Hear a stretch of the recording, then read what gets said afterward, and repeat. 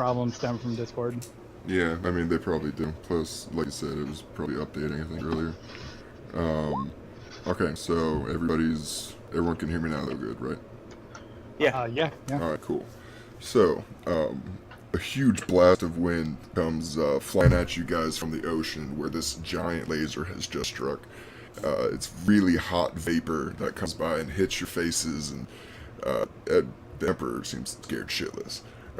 The huge wave of vapor comes crashing over the walls of the city. It's blowing everything that's not supported over. Several guardsmen you see falling from the walls.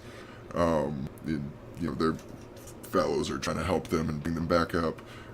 Whatever Ilkari frogmen had been assaulting the city, they've all basically frozen. And everybody has essentially frozen. Like, whoever is not blown off their feet is just staring at this huge, essentially, vapor cloud that now essentially dominates where the ocean sort of used to be in that area. So now it's heavily obscured. And then you start hearing several natural calls from the Xeno species, and they all seem to be retreating back into the ocean.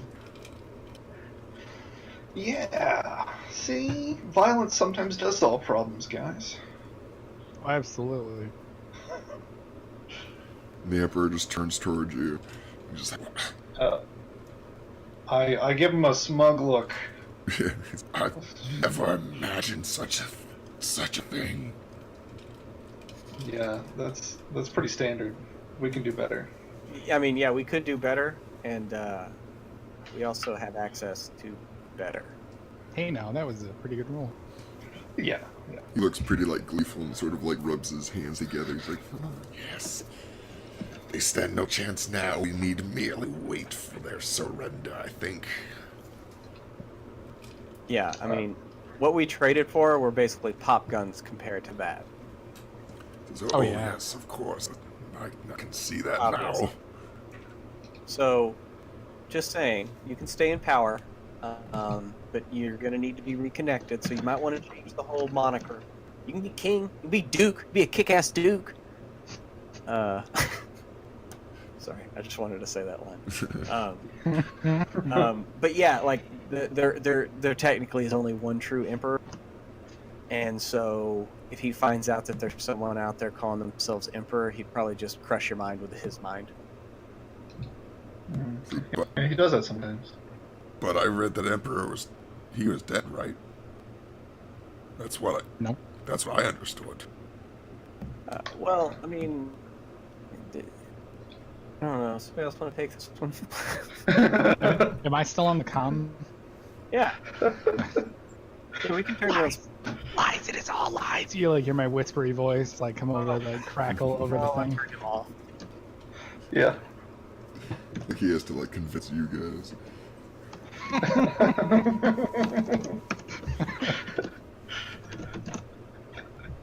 The Emperor of Mankind. I totally forgot if he's alive or dead. Who's going to convince me otherwise? He's 100% alive. I think 40k nerds have been arguing over the specifics of that fact for quite a while. Listen, those hundred psychers a day have to go somewhere, right? That's true. That's true. He's not wrong. I don't know. I've seen pictures. I think he's dead. We're about to get in a fight, Captain. No, I mean, my whole thing is his body might be on the verge of death, but all that life keeps him at death's door. Yeah. So they're just keeping him from passing through an open door. And it's kind of like that. But he's still alive, His mind is still alive. His mind is in that last fraction of a second before it goes dark. Before you smell bread and it goes dark. And smell bread. It's just, people say they smell shit when they're about to die. That's how it goes. Weird. Yeah. I'm just pulling that from MASH. Yeah, no, that's fine. It's a great episode, actually. It's where Winchester's obsessed. He almost gets shot in the head in an attack. A bullet passes through his hat. And he gets obsessed with the fact of his own mortality. And he goes up to the front and finds this soldier who they can't save. And he's like, you have to tell me what do you see? What do you whatever? And he just goes, I smell bread. And then dies. And it's this fucking Oh, Jesus. Yeah. Good lord, that's heavy. Yeah, no, Yeah. that's where later Oh, seasons of absolutely. MASH are some of the best television you can Dude, fucking MASH watch. is one of my favorite fucking shows I've ever seen. There's some real It- deep episodes on that. They, I need to yeah, watch and more. I'm not gonna say pioneered it, but the dramedy aspect, the fact that you're in the deepest pit of whatever, and then somebody cracks a joke, and you're like, "Fuck," and you let out that Yeah. laugh that you need, that tension that you need, because that was the whole point. Is they had to laugh through the insanity or Yeah. go insane. Just And, about perfect. I mean, it takes them more than a few seasons to really hit that stride. But anyway, I'm sorry, I didn't mean to make it. No. So he basically says, the rest of our god will continue securing the city. If you would, I don't think we need your services for that, but I suppose I could deliver on my side of the bargain now. You did seem quite adamant about wanting to know where that ship was. Yes. Yeah. You're gonna spill the beans, right? Says, yes. Well, I will instruct one of my guides to take you there. And, hopefully you'll like what you find. I can't promise there'll be much left, but, you seem quite more resourceful than any of our people. Well, I mean, we have our ways. That it would seem you certainly do. Mm-hmm. Well, hand it over. Yeah, so pretty much right now, all of the Xeno forces are retreating from the city. Everybody who is basically a guardsman is either getting back on the wall or helping to sort of, fortify the defenses again. Everyone's still seemingly, everybody saw this, this incredible axe coming down from the heavens. And so everyone's in sort of, mild different shades of shock, really. But, you guys are pretty much free to do whatever you want. After a little while, a sort of poorly dressed man sort of comes up to you guys. He has a staff. He says that he's your guide. He's going to take you out to the mountains to where the Emperor's instructed him to take you. Excellent. Is there any way I can get some healing, by the way? I don't know how that would work. Here. You do have... So, to heal, like, all the way back up, it's you'd probably have to go back up to the ship for... How many wounds are you looking? Yeah. Let me look at your... Have you taken can't you do a Medicaid for like a quick heal? I think someone did. Oh, okay. Well, never mind then. Yeah, because Yes. I was at 1 wound and now I'm at 3. Yes, he had some guardsman medic team come up and work on him when you guys were out in the field, and that brought him up 2 wounds. To actually heal up, back to full, you're gonna have to pretty much go back to the ship and go to the med bay, and that would probably be a process of a couple days or weeks. Yeah, I think I'll just risk it. Yeah, famous last words. I think I'll just risk it, and yeah. Does anyone have the mecha skill? If not, you can have these guys try to sort of treat you again. Oh, also, everyone refill on fate points if you hadn't already for this session. Yeah. Yo, you hung up on me, right? Like I'm not on the comm anymore. No, I was just joking. Oh, okay. I'm still going on about No, like in your pocket. No. When I turned, I turned you off now. I basically all I did was turn you off speakerphone so he couldn't hear you. Okay. Then I'm still, like as the little thing is in your pocket, I'm still, you can feel it like rattle with my voice as I'm still going on about it. Everybody, and I'm lecturing the people on the ship now. They didn't hear what they just heard. Yeah. Like everyone, are you on ship-wide comms? Oh yeah. As in all what 35,000 people on the ship? Yeah, everybody just has to stop what they're doing and think about the Emperor for the next 5 minutes. We are going to discuss the eternal struggle our Emperor is going through every day to ensure the light of humanity shines throughout the cosmos. I love it. Yeah. Whenever the captain's away. Kel doesn't turn that off. No. Oh, I'm gonna have everybody write 5 things they're grateful for the Emperor for, and submit it to the captain's. To be turned in for review. These will be I love graded. it. Oh man. So sorry. Well, I don't have Medicaid. Few remaining skills, talents that I have left. So I don't know if anybody else does. No. I know that Solar I does. feel like I do maybe, but I don't. Is it in basic skills or is it in talents? I think it's advanced. No, it's yeah, I think it's advanced advanced skills. I must not have it then. I thought I did for some Yeah, reason. it Hold on. might not. It might be on your list. Might not be available for Navigator. Let me see if it's on there. That's fine. I'm not even there, so. Oh, yeah, that is true. Good point. Alright, No, so. anyway. We'll bring some guardsmen with us on the transport. So make sure one of them is a medic, just in case. Hey, that's not bad. It's not a bad idea. Let me see. Yeah. Yeah, we'll get a squad of 10, you know. Gonna need some scouts, a couple of heavies. Alright, so with this roll, you can get restore 2 fate points with these medics that are currently, I mean, assuming you guys aren't moving off like immediately. If you want to hang out in the palace for a little while and have some of your guardsmen that you brought with you sort of patch up a little bit, you can restore 2 fate points. Or wounds, I mean, sorry, not fate. 2 wounds. Okay. Okay, or 2 wounds. Okay. 'Cause, yeah, Nope. I took a little heat in that exchange. Yeah. Okay, now let me...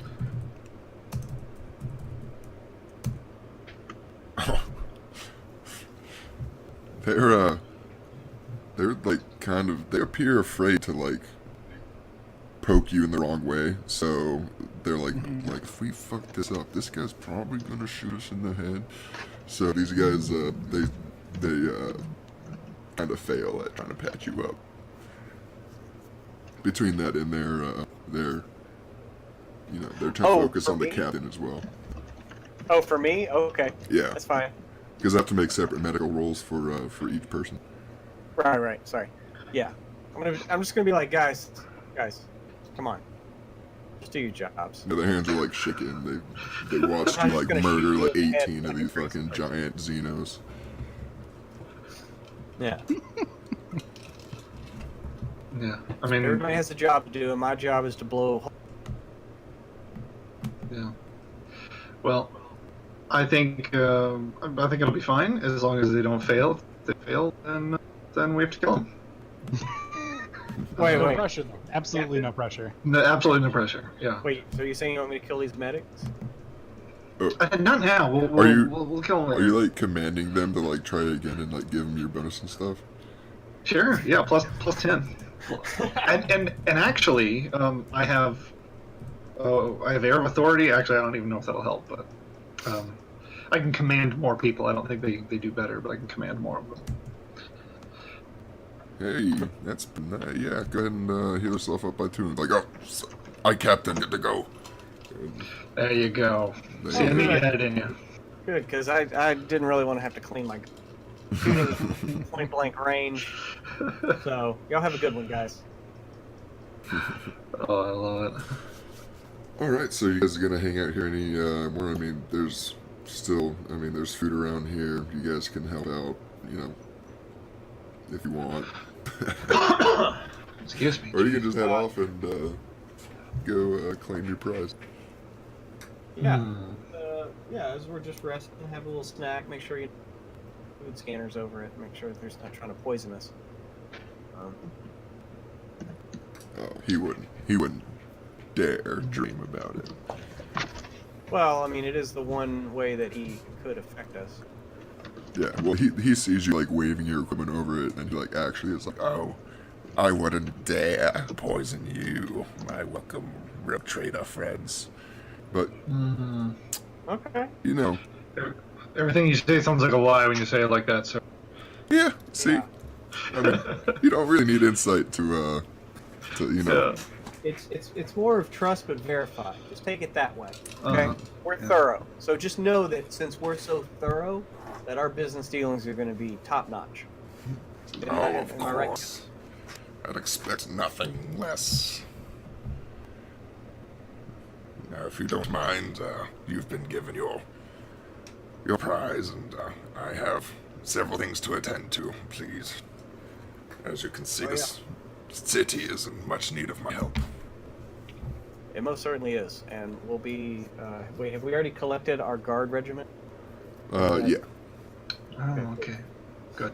Well, I want to I'm gonna get an itinerary together for them to muster, and we'll just keep them in one of the cargo holds forward, so we can acclimate them, so we don't blow their fucking minds. That's kind of a good point, actually. Surely there's like a there's like a freshman seminar course they can take. Yeah, well, we just need to make sure after we deal with the ship that we black out all the windows on the transports so we can bring them in and slowly acclimate them. Yeah, and this will be the first group from a non-connected world. So, like I said, we don't need people going nuts up there. yeah, they're gonna have to go through a class at our temple to the God Emperor. Oh, Jesus Christ.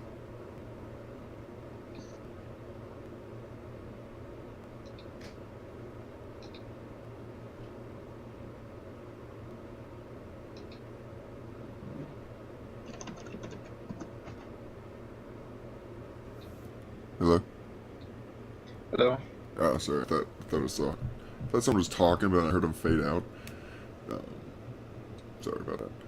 Alright, so, this guy who, comes up to you... Oh, so you guys are gathering up, like, your regiment now, like, pretty much, like, going through. Are you, like, hand-picking guys out of here, or you just sort of, like, send us X amount of people? We can evaluate and move from there. You know, like make sure we don't take any sickly ones. Mm-hmm. Yeah, Lieutenant Hofstetter is, Lieutenant Hofstetter is, he's quite eager to, you know, take the task at hand. What's a lieutenant? The difference between a lieutenant and a lieutenant? Oh, it's just how the British pronounce it. Oh, okay. I didn't know that. But Kel established that he wanted him to be lieutenants last time. Okay, yeah.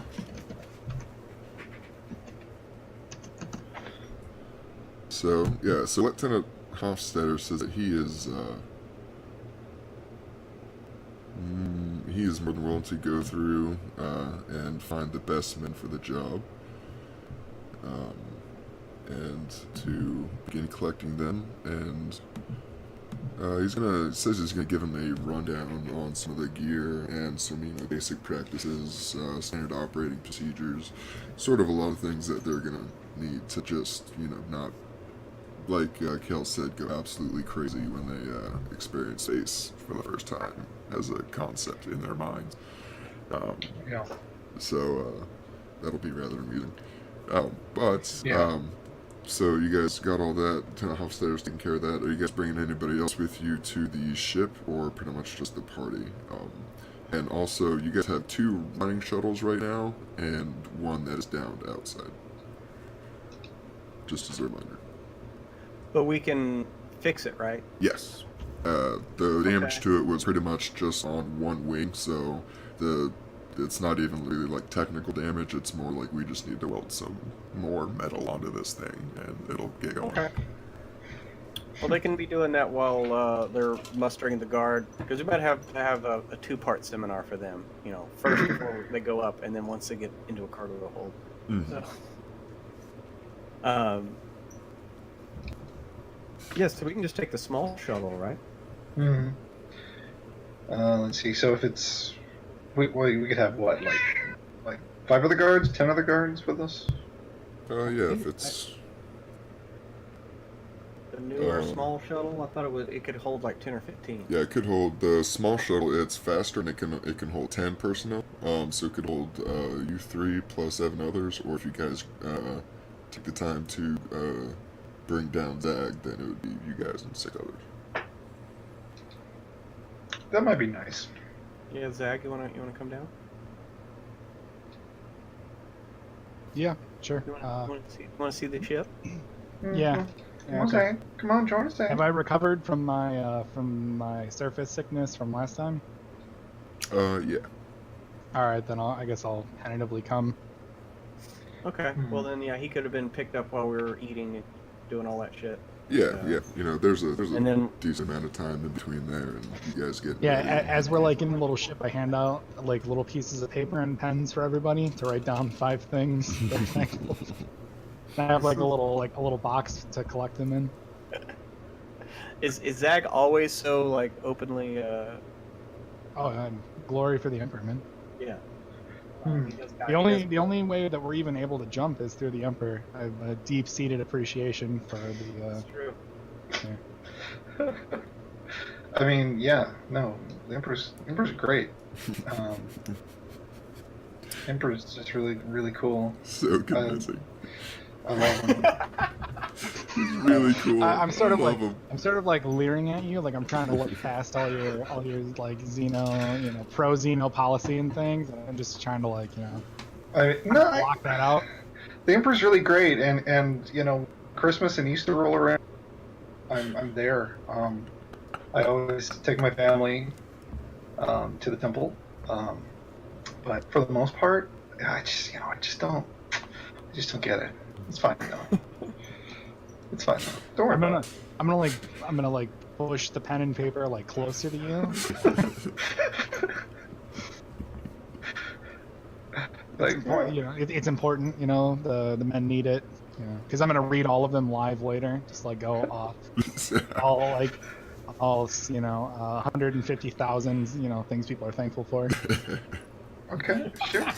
I'll sign off on it. Yeah. At random times in the day. It's like, this is your hourly reminder that the God Emperor. yeah, like on Metal Gear Solid 5, those posters that just say "Big Boss is watching you." Yeah, yeah. And just fucking posters everywhere the Emperor is watching. You know what's funny is that you're like perfectly describing how like a bunch of worlds actually operate in the first place. I mean, it's the most sensible way, in my opinion. I mean, if they're reminded every 15 minutes, how can they forget? Right. See, that's what I'm saying. The God Emperor is watching, always. All Is that right. Moon Man, isn't it? In a sense, his like zeitgeist is everywhere. Yeah, I mean, technically. If you believe in that kind of thing, yeah. I'm just gonna pretend I didn't hear that. I'm just gonna like I'm gonna flagrantly ignore that. That's fine. That's fine. All right. So after a Captain is a capital H. That was just the talk on the right out. Oh man. Yeah. So after a relatively, I guess, there's some tense air in the shuttle ride. It's about like 2 hours, even with like by shuttle out towards, it's like more towards, it's definitely inwards towards the spine of mountains that basically run down this continent. And so your shuttle, the guy's sort of, he's blown away that you can travel this fast. It takes a little convincing to like get him on the ship because he thinks it's gonna like eat him, So he's, you Travel gotta, in its belly, safely. yeah, so he's kind of mind blown, but he's able to sort of talk the pilots into the general area. You guys find a clearing, sit down. All the guards, door drops. They run out, form a defensive perimeter out. Then you guys step out, and the guy tells you that you're going to want to follow him and be quick about it because this place is known for strange happenings at night where people go missing or they're found dead. Mm-hmm. Interesting. Well, That sounds like fun. Sure, it has nothing to do with the ship that was buried. Yeah, not at all. Yeah. Oh my goodness. Is there like a mask I can wear that like reduces my oxygen intake to something that simulates like the ship more closely? oh yeah. Oh yeah, sure. I mean, hell, you can just, it's basically just like one of those masks that. Yeah, like, I mean you can athletes basically wear just take like an oxygen tank with you and just Yeah, no, but I just want less, because you would get more O2 on the surface than you would in the ship, wouldn't you? So that's probably part of my problem. I'm just taking in too much oxygen. Oh you know? yeah, sure. That's definitely I mean, feasible. yeah, I'm sure there's just like a little restrainer mask. Cool. Yeah, I'm gonna put that on. I can't speak for the pressure. You know what I mean? The pressure is gonna be greater, so still won't be able to hang around too long. All right, so I think we're finally. Unless you guys want to carry my getting broken body back to the ship, that's cool too. I mean, sure, yeah. That's what we're here for. That's alright. We'll put you on a dog sled. All right, so this guard, his name is Silas. He's a pretty old guy. He's, you know, as you guys are sort of walking, he mentions he was entrusted by the Emperor. You know, this is him and him grew up out here, and you know, he's familiar with the area. He's just rambling, you know, old man bullshit right now. So you guys continue up. You're sort of climbing up into these mountains a little bit more than you would figure you would have to. You know, usually you think crash ship, you know, it'd just be sitting out there somewhere. But as you guys are walking up here, these mountains they start getting very sharp rocks. So the cliff sides they begin getting very sheer, and it becomes all stone around you. Below you, where you guys landed, there's still some light forest area. But now you're about probably 200 or 300 feet up above the tree line, walking through a bunch of like switchbacks on the side of this mountain, essentially. And then he leads you over a small hill and into a sort of innocuous-looking cave. Not the kind of place that you think you'd probably ever find unless you were looking for it. Okay. Stay on guard, but proceed. Okay. So he sort of like, you know, ushers you this way, and he points in there, but he says that he's not going to go in there himself. Okay. Does the shuttle here have like any kind of? Kind of what? I think you cut out, Pruitt. Hello? There you are. Can you hear me? Yeah. Okay. I was just gonna say, does the shuttle have any kind of gear, like night vision goggles or something like that? I mean, I guess we have torches. In that, we have flashlights. Yeah, I mean, you guys have a bunch of flashlights and stuff. I don't think the Okay. shuttle has any like night vision gear on it. It has probably some like repelling gear. You know, some Right. basic, you know, survival Yeah, stuff. we should have at least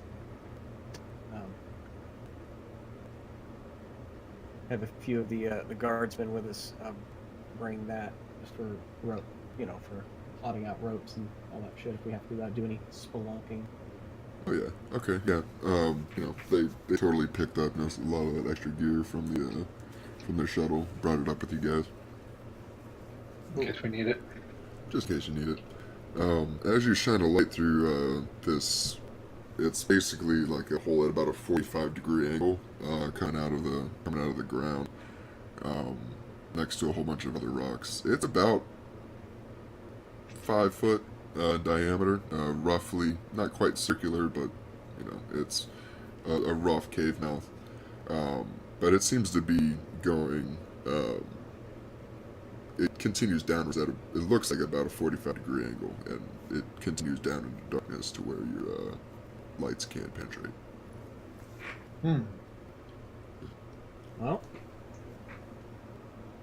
shall we? Yes.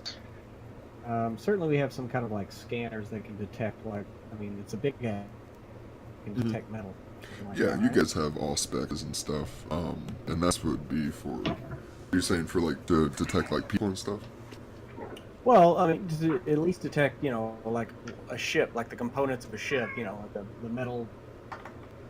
Oh yeah. So I mean, Solar is with you guys. So and I assume he has the Oh, best. well, yeah. Then I assume it's scanning. Okay. So Solar, what was that last tech use you did? I think he was just rolling. Can you hear me? I'm not sure. Yeah. Possibly. Yeah, I mean, I think he's listening.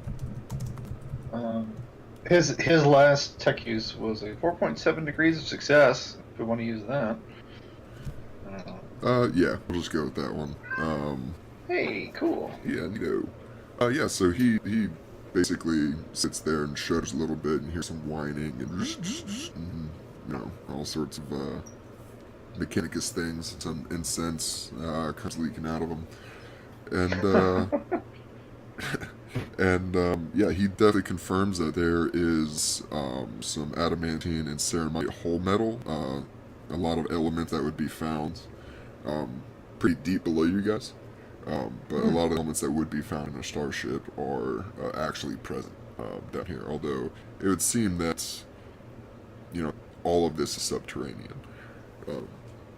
And with a scan like that, his sensors also pick up that the surrounding rock and mountains around you guys seem to essentially be huge compressed veins of raw materials.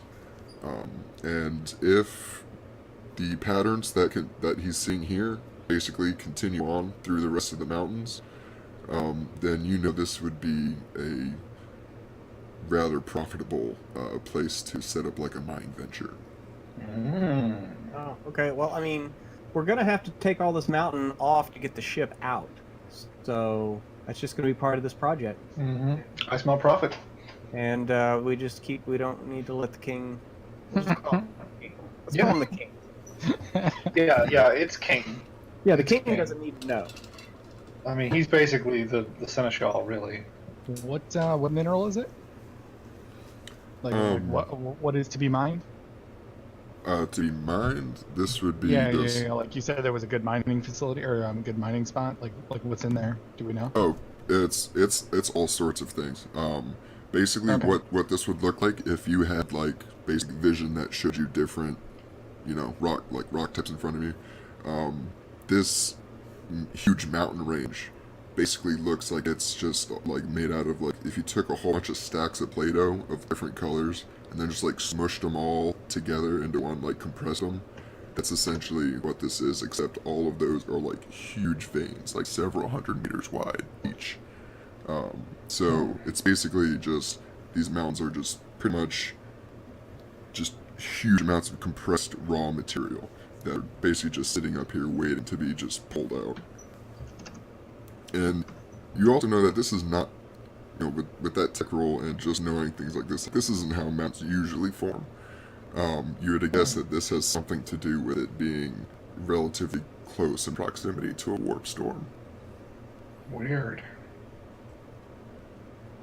Yeah, this is like totally like you've never seen straight up mountains like this. Like you're like, why the fuck would this happen? But hey, that's what it is. Let me give you guys a quick tutorial on the rock cycle. See, big rocks turn into little rocks, and then water erodes them into sand that then lithify into bigger rocks, and then Oh wow. rinse and repeat. I have no idea about any of that. The captain is not a naturalist. Yeah, a lot of those sort of, what dirt dwellers would know about geodes and geographies. It's not a particularly normal formation of elements. Profitable, though, you would imagine. Interesting. Wow. I love profit.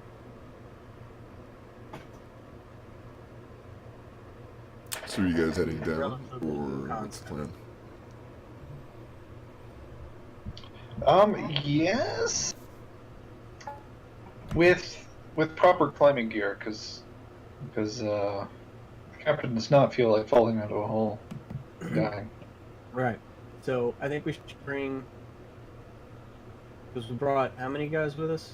6. Mm-hmm. Yeah, I think we should take 3 with us and leave 3 with the ship out here with the guy, just to guard the ship and guard the entrance, make sure there's no funny business. But try to stay within Vox range. But yeah, let's go spelunking. Grab some rations from the ship, just in case. Yeah, the captain is hivebound, and he is not happy about about spelunking, but he will gladly go with the crew.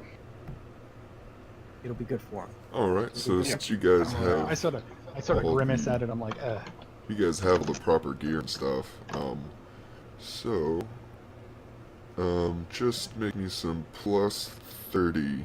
So this is a base plus 30. If you guys have any other personal modifiers that would up your agility for tests for like athletics or something like that, then you can apply those as well. Although I don't think anyone really does. So there's a otherwise, climb just plus 30 agility. Or sorry. Okay. Oh yeah, that's the only fucking.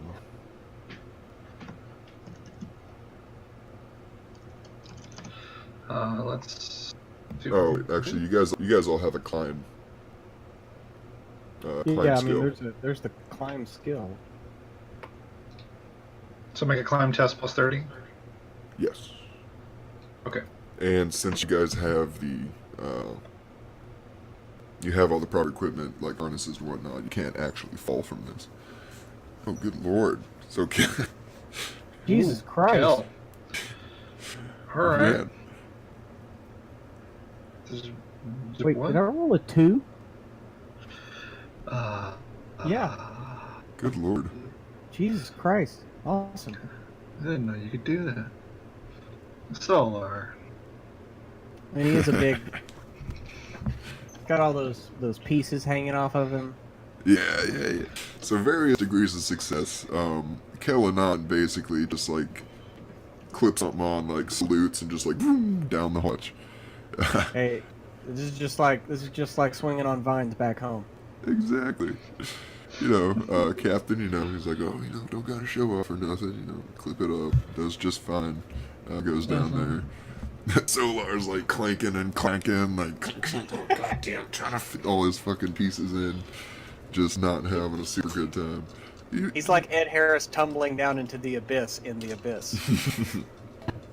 Perfect. Spoilers. But yeah, so you guys all eventually make it down there. Your guard does too. And you basically find yourself, it goes down probably, you would guess, at least 100, 150 yards. And you find yourselves in sort of like a medium-sized cavern. And it's completely dark unless you guys want to light up some. Oh yeah, lighting flashlights, torches. Got one of those clip-ons for the front of the jacket. All right, so you flick your light on, and you are met with the immediate image of the aft end of a huge spaceship. So you're basically clicking on, and you're looking into like one of the huge, like 50-meter circular holes that exhaust would come out of a spaceship. Oh my. Fucking neat. Awesome. Well, I was gonna say this is I just realized this would be like venturing into a town. yeah. This would be some. Oh no, totally. We're gonna see a lot of dead people. So people So want Xenos. I don't like that. Yeah. So maybe if Solar could scan the ship, I mean, or like scan a part to see maybe if you can figure out what the ship is, where. Yeah, well, Yeah. try to communicate with the our people up top. But can we still communicate with them just fine? It's real spotty, but like you guys can get, it's like, it's real spotty, but you can get messages through. Okay. I can give somebody a plus 10 if we need to do. I keep forgetting I can pretty much always do that. Oh yeah. Okay. But yeah, let's maybe try to figure out what the ship is. All right, so And fingers Solar- crossed, maybe Take one us. of the ships that disappears got sucked into Kane's abyss and thrown back in time. Whoa. That's been my secret hope for this whole thing. Whoa. Be awfully convenient. Yeah, it's a little quick though. But... First planet. So anyway, yeah. You've won the campaign. It's over. That was it. That was the Go whole home. game. You're done. Wrap it up, boys. Wrap it up, boys. We won the campaign. You all level up to rank 2. Let's start a new campaign. Sorry. I've been in the mood. Just waiting on so Oh no, no. That's beautiful. Excuse me. Good gracious. All right. Okay. Was that with the +10 from the captain? I don't think so. So that's 3.1 degrees success. I see. All right, yeah. So, you know, he sort of pulls out his little scanner things and makes all of his calculations and predictions and takes in all the info.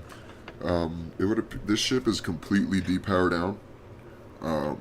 It's cold as shit.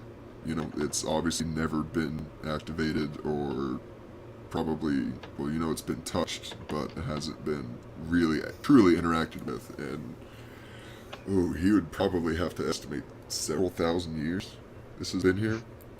Damn. Carbon date it. Where did the Emperor touch you? Asked the ship. Excuse me, the king. Where did the king touch you? And so basically, you guys are looking at it from behind, and it's most of it seems to be as far as your lights can see. You can really just see the engines and part of the aft of the ship.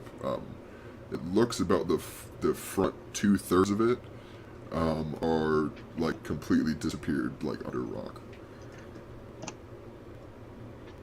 There are entry points that are exposed, though. That was going to be my next question. Awesome. Well, Captain, you want me to lead the way, or do you want? I would prefer you led the way. I will command for the back. I guess I'll I'll give be. That's a good choice, Captain. I guess we're making a zag sandwich then. I'll head up the middle. All right, yeah. We'll get the 3 guardsmen that came with us to form like triangle formation around Captain and Zag. I like that. I'm pretty sure that Solar wouldn't mind being up front with me. We can handle ourselves. Yeah. Well, I've done pretty much. If I'm reading correctly, pretty much whenever we're not like in round combat, anybody who does anything with me can get a +10. Oh, hell yeah. Like, it's just me going, hey, give that a shot. And you being really happy about it, and it's fine. Oh, and also forgot to mention from Moonman's examinations of the ship, he realized that this is an old Adeptus Mechanicus scout ship. Ooh. One of the old explorator ships that was basically shotgunned out to the galaxy a long time ago to basically just go out, try to colonize worlds, and, you know, operate autonomously. You know, there would usually be a lot more of the ships. You feel this one probably got separated somehow. But this one was, well, it's a scout ship, essentially. So that's what he can tell from his intro scans. That kind of tells us what we're looking at going in. That's good. Well, I mean, at least that means that Solar will be able to interface with it, probably.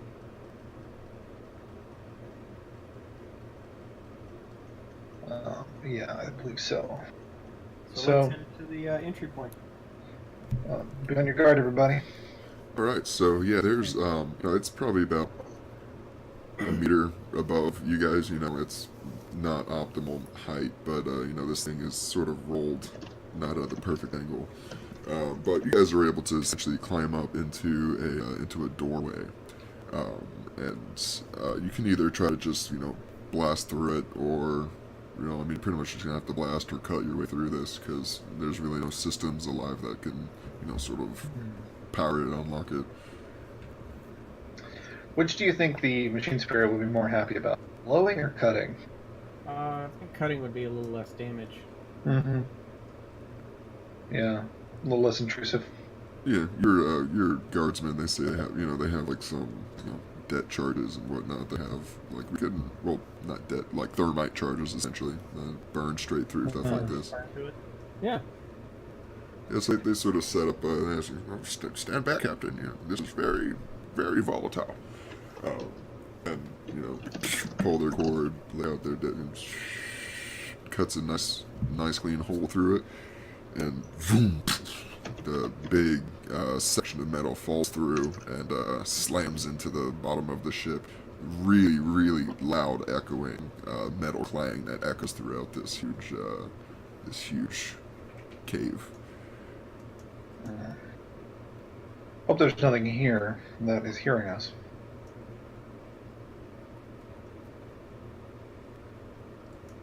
Well, I mean, we just announced our presence, so I'm gonna go ahead and pull out my my pistol and my mono sword. I'll do the same just in case.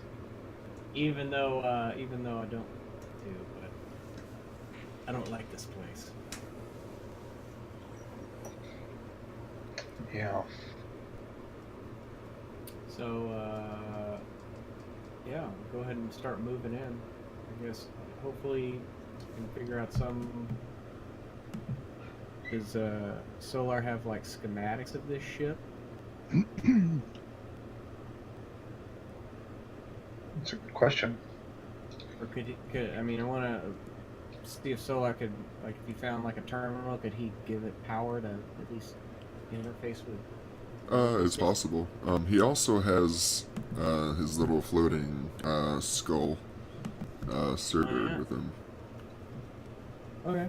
Well, yeah. Let's figure out where the optimal place. I don't know the optimal place we'd want to go to. I guess figure out. Maybe we can just like restore power to what part of the ship is left. Might be the best thing to do. See if it's possible. Yeah, does anyone know if that's possible? Not for sure. That's something that we would know. So Solar's probably the only person who would know anything about reactivating any kind of technology, especially ancient mechanics technology. And to do this in the right words properly, to try to essentially awaken a spirit that's been asleep this long and basically interact with it. It's like the kind of procedure that would generally take like probably several months of just, everybody coming by and giving it prayers every day and wiping sacred unguents on it, incense, and making it all real happy before you have to wake it up. But this is in the field. So, things like that don't necessarily have to look like here. Oh, man. Seems like Moon Man's, like, getting fucked by the connect again. Sorry. Yeah, it's really weird. I don't understand why it would work a little, but then stop for... like, doesn't make any sense to me. Yeah, But me I don't know programming, so... Yeah, me either. But yeah, so, he thinks he can plug into it. He doubts he'll be able to get any kind of real, like, systems are running up again, but he thinks he might be able to, like, get the lights back on, maybe. Okay. At least give us a schematic so we can see what's left and what would be the most profitable and best places to go. Is there a version of like a black box? There is. That would be likely, like, towards, like, probably at the bridge, which is... Okay. Miles away? One way, yeah. Well, this is probably just a couple hundred kilometers for a scout ship, but I mean, the rest of this is so buried deep under, you're not even sure if like the rest of the ship is accessible by any means. That's true. I mean, who knows what's actually left? I doubt this thing will ever fly again. Oh. No, actually, probably not. It's Yeah, just looking at it, like, this thing is... I mean, like, step one would having to be just get it out of the ground, and it's several hundred meters below mountains, so... Yeah, this thing is completely done. It'll never fly but again. it could be part of a multifaceted mining and technology extraction project. Hmm. Mine all the minerals above us that we passed by, and on our way down to this, and recover what we can for the Mechanicus, and obviously we should have a fee for recovering it. Yeah. Doing all of this on a primitive world? That sounds like a Warhammer Fantasy game to me. Well, But and here's yeah. the thing: is we can. I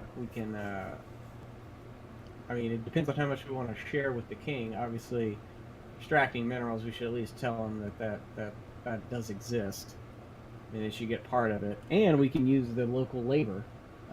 Mhm. So- Well, my suggestion would be not to tell the king anything until we have the resources here to start mining. Well, Because see, it's that's like, yeah. Yeah, one of two ways to do this is to tell him, that way you don't have to worry about him coming back later. Or you don't tell him and you just say, well, we're going to start an extraction project and we just mine also. Yeah, As we're quote unquote extracting pieces of the ship. it's not a bad idea. I mean, as far as he knows, like, as far as he's concerned, you doubt he'd probably ever come back here. Like, he's probably gotten what he wanted. He got everything that he could find, you know, the first time he found this thing. And then he tried to collapse the rest of the cave on top of it, which it looks like he at least partially did. And, like, I mean, you probably wouldn't see that he would really care a whole bunch about what happens to this ship. All he's really seems real cared about is, like, being in control. But also, you guys literally own this planet now, so, like, his opinion technically means absolutely nothing. That's true, but, you know... Yeah, fuck that guy. Let's just take all the minerals. Yeah. Oh yeah, and you also know that, like, he wouldn't have any idea about, like, how valuable these minerals in the mountains are. Like, you know, he doesn't know what fucking goes into spaceship, you know, components. Wait, what? Why is he firing crack grenades off? What's going on? I don't know. I don't know. I think he's angry. he's shooting crack. He doesn't want us to get our hands on the Adeptus. It just starts blowing up everything. The thing is Solar, you're the only person that can actually access those, so I don't care. Anyway, so yeah, if we could, I guess, get a layout of the ship to see what could possibly be left, and I don't know. Okay. Unless we just want to leave and just like come back to this later. I don't know what you're prepared for. Well, you know, one thing we might consider is if this is going to be a big project that we're starting on this new planet of ours, they're going to have to, like, you know, excavate this thing anyway, and so they might discover what's here. But, yeah, I don't know. What do you guys think? You guys think we should look around, try to find something interesting, or let somebody else do it? Hey, Rain, Yes. did you prepare for us to like go look through this thing and all that? Oh yeah. Oh, well, then we should go around. I want to look around. Okay. Okay, doke. So you guys are all heading inside. Yeah, we're heading inside. Yeah, tentatively. Okay, doke. No. Tentatively. Okay. Okay. Wow. So yeah, you- it'll be like me, then Solar, then Guardsman, and then the two squishies, and then two Guardsmen after the two squishies. Hmm. Nice. I like that. So y'all have a lot of cushion. All right. Okay, cool. So you guys climb through this newly formed hole. Yep. You drop down onto the floor below you is at an angle, so you can basically tell that this whole ship is basically sitting at probably about like a 20-degree tilt. So it's angled like Forward and starboard. it's angled about 20 degrees to starboard. Okay. So, you know, it's rather uneven footing here. You know, and obviously gravity, everything's sort of been thrown to to the lower side of the ship, it would seem like everything that's not buckled down. But you guys can hear it's completely dark. You look around. There's a bit more. You can tell it's pretty. There's a lot of rust. Well, not quite rust, but like this room is aged. But even through thousands of years of not touching anything, not being cleaned or anything, you can tell this room has a lot of like gilded stuff in it, like stuff that gold lined, trimmings and whatnot, all over the sides. Rather a bit more ornate than most ships around. Some rogue traders would have some things like this, but this is, you're sort of struck by the the quality of this ship, the interior at least. And would have been a glorious ship in its day. Oh, absolutely. Did you want to plug into this solar? And because I'll need a tech use. That sounds dangerous. I'm typing Plug into out. some random system. Hey, it worked for R2 like half the time. Yeah, R2 had plot armor though, That's true. He was a PC. We're PCs. I mean, he has fate points, right? No. No, I think he had Lucas points where just Lucas would descend down and say, "No, not today. There will be more rocks hiding him in the special edition," and then Okay, me man, are you Yeah. actively trying to destroy like parts of this ship? Like I type, can tell. type I yes can or tell no him in the Solar's. comments. I mean, you have to like. Well, he just rolled a tech use. No, okay. I mean, he might shoot it first and then roll a tech use. I don't know.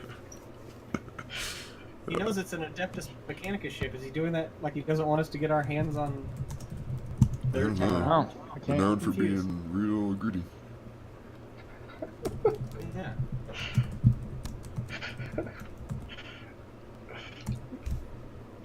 Okay, with I said the captain told him to do that, so that'd be 2 degrees of success. Yes. Because you Yes. did actually tell him to do that, but like 10 minutes ago, we just got talking about other stuff. Yeah. Um, Absolutely. all right. Yes, he looks in on this, and this ship, after a couple, worries and clanks, and then, he seems sort of finicking with it, running some tech. You can tell there's a lot like going on that you guys can't see, and then suddenly you guys hear like a clink, and then the lights sort of slowly like dim on around you. And Solar informs you that he could, that these are like untapped power, like emergency power reserves that he was able to route through, and he can basically keep the light on like this for about like 2 hours. Okay.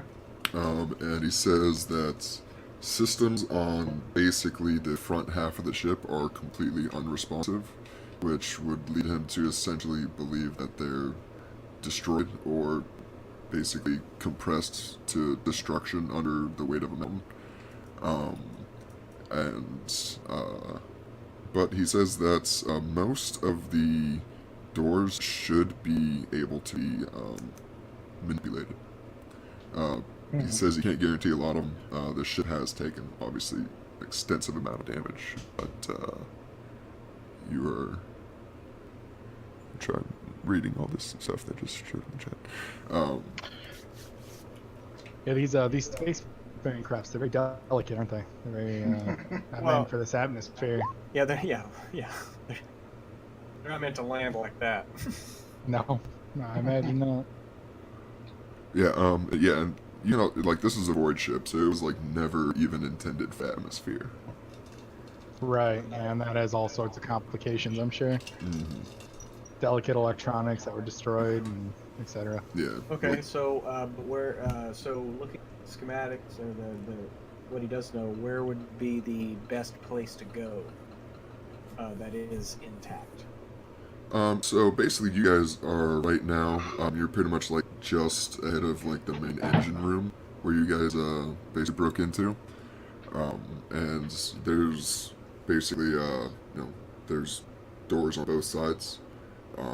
And you can tell there's a couple compartments, but there is, he's looking through things. There's a, like crew quarters over here.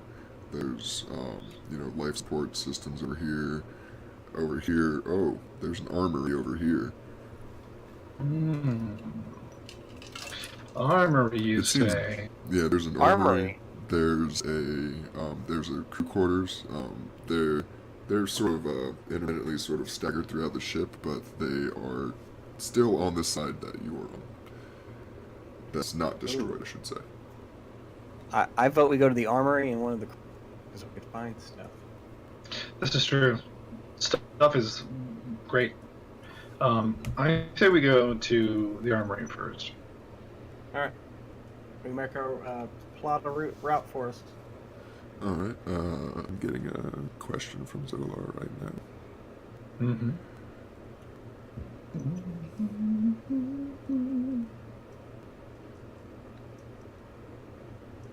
As if the crash damaged the ship. Fuck yes. Mm-hmm. Oh. I'm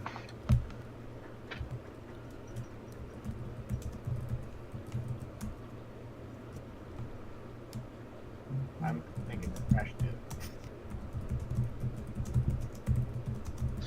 I'm sure collapsing the tunnel didn't help. Yo, does the warp drive still work on this thing? I'm interested in that. Oh, I guess whatever we want, we just need to type into because I guess he can't hear at all. Oh yeah. So I've been having to type, tell him, basically giving him like a live view. Okay.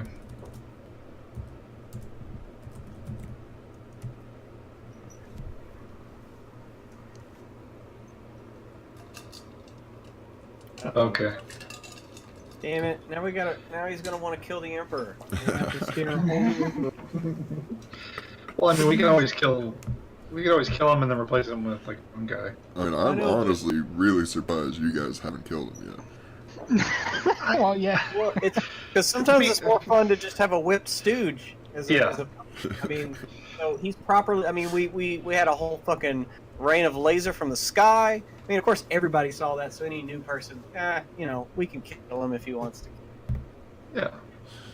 Unless he's trying to trap us in here. I mean, he could very well be doing that, but that's why I want. Just trying to honeypot us. Yeah. There's a nice ship over there. You want to go check? You might seduce you And a honey guys. dick us with the void ship and the machine spirit and the minerals, Yep. See, look, X gonna get to it. Oh boy. So, Captain, be sure to give him a +10 to that. yeah. So you guys, you head out of the engine compartment right now. I'm sorry. What did someone ask me right before that? Before his question. I wanted to know if the warp drive still worked. I was curious about that. No. Yeah. Warp drive does not work, but you. Was there like a little navigator throne room? Yes, there actually was. That is another Can I thing. check it out? Yes, that is just like that's one of the last sections that isn't completely destroyed on this ship. Hell yeah. Hey, Kelly, you want to accompany me? Because I'm dainty and can't do a whole lot. Yeah, let's go systematic. Yeah, we can stay as a group. Do it. I don't think we should split the party up. Not in this. So, what's the closest thing on the way? So the closest thing on the way would be essentially there's a galley on one side. So as soon as you so Solar opens the door to your guys' right, and it looks like sort of a long hallway. And on the schematics, to the right should be a galley, and to the left should be the crew quarters. Okay. And where's the armory in relation to the navigator room? So you would continue about. Oh fuck! There's a spider in my room. Sorry. Yeah, you continue about another 200 yards further, and then there is they're on separate decks. The navigator is at essentially what would be the top of the ship, and the armory is the deck below where you guys are now. So the navigator pod is the deck above where you guys are now. Armor's deck below where you guys are now, and they're both basically the far side of the ship from you guys. So they're about towards the middle of the ship, right before, pretty much right in front of where it was cut off and destroyed. So you better just head down here, and then to your right, galley. To the left, life support and crew quarters. Go all the way down the hallway, and above and below you, respectively, will be the navigator pod and armory. Okay, so let's hit the crew quarters, and then run down there, hop up to the navigator, down to the armory, and that'll be a good first trek in here. I think that's good. The captain approves. All right. That means we get a +10 to. Okay. A +10 to appreciation. Yeah, Absolutely. I mean, Absolutely. This is just like first dibs. We were the first people in here, so we'll take whatever, and then on the more expanded excavation of this place. Mm-hmm. I mean, technically, before we leave, we should leave a contingent of people out here to go ahead and set up a thing, right? Oh yeah. Yeah, that doesn't make sense. Compound. Mm-hmm. Wait, do we ever make the trade? Do we ever show up for all those like rifles and stuff? Or the Yeah, pistols? we had to because they were under attack. So we So went then- ahead and we That gave means them. we got all the people already. We got the. Well, You guys have your we regiment haven't like lined shuttled them up. Yeah, why don't we have them do it? Because I want to use our people. Oh, okay. Fair enough. I mean, we should leave some local, but instruct our people to just use them as liaisons and don't let them know about the mining. Okay, fair enough. And by our people, you mean the murder servitors? Well, no, I mean we have people to spare for this. We have okay. I'm sure we have whole sections that are dedicated to this kind of shit. Probably. I just like the murder servitors. They're cool. Well, we should leave a couple, but leave them boxed up. Well, I mean, we did get a legion or whatever from this planet. We can always just kind of say we're leaving one to guard the mountain, Right. and take the other on. Yeah. So we don't lose any numbers, but they can go ahead and set up the excavation of the ship and the start of the mining operations, and Hell's to the that way we can come back later and some fun stuff. Bring them some more building materials to start a fucking hive. Oh yeah. No, there's gonna be a town sitting on top of this mountain. Mm-hmm. We'll just kind of it'll be like Wakanda. Yeah, actually, it kind of will be like Wakanda. I'm digging. I love it. I love this shit. So Pruitt, are you saying Wakanda is all about a vibranium, void ship? That would actually make perfect sense. Well, in the movie, I mean, it's a fucking comet or an asteroid made of vibranium that crashes down. Mm-hmm. So, I mean, shit. I mean, who knows what... I'm sure that all those veins going through are just pieces of the ship that got adopted into the natural landscape. Mm-hmm. Exactly. And plus, they're not even haven't even scratched the surface of it. There's a ship at the bottom of that that mountain. There's a goddamn ship down there too. Mm-hmm. Oh yeah, and, Exactly. And it honestly doesn't take Solar to know that the Mechanicus would probably fight people to come look at this thing, this is a holy relic, half of a ship from basically the Dark Age of technology. like you would have, like they would maybe not be super friendly about it at first, but they'd be very interested in seeing this. Well, it would put us in good with the weird guy with the legs, the Inquisitor, Grand Inquisitor, whatever. I forgot his name, but whatever. That would be Pyrus. Yes, it would definitely put us in good with him if we're like, hey, we found ancient technology that you guys need to take a look at, but it's on our planet. We have dibs. Exactly. Well, yeah, I mean, we'll allow. Yeah, we should negotiate with them. I mean, we have mining rights there, but we can let them have a look at that ship. And... Absolutely. Oh, yeah. But while we're here, We could just salvage all the valuable parts out of it and make our own ship better, right? well, I mean, I thought about that. We would do that. It would depend if Solar would have a problem with that. He is a mechanic. See, Solar, you could be a bitch boy and you could turn it into the one guy, or you could just make your own ship way better. These are the decisions you have to make out in the void. I don't know if you can hear us. Oh, rip. Whatever. Oh man, that's right. He can't hear you. Damn it. So we got to type it into the. Worry about that later. All right, Alright. I'm ready to go to the But yeah, crew let's quarters, go whatever. move through the crew quarters and have a look, see what. I mean, personal effects. At least we can't claim that shit. Yeah, is there like Yeah. dog tags in the 41st century? So you guys walk in Oh, it's here. that planet ship. Solar's able to pretty much, he sort of comes up to whatever door they want. Solar, are you? Let me.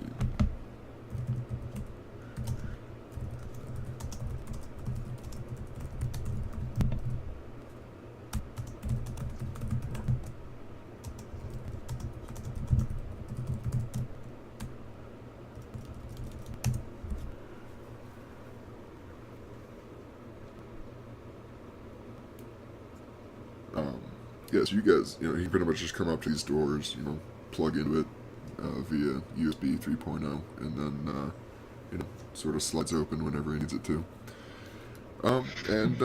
So the first one you guys come into, this is the crew quarters. It's sort of a squad bay-esque style. Okay, so we'll just leave.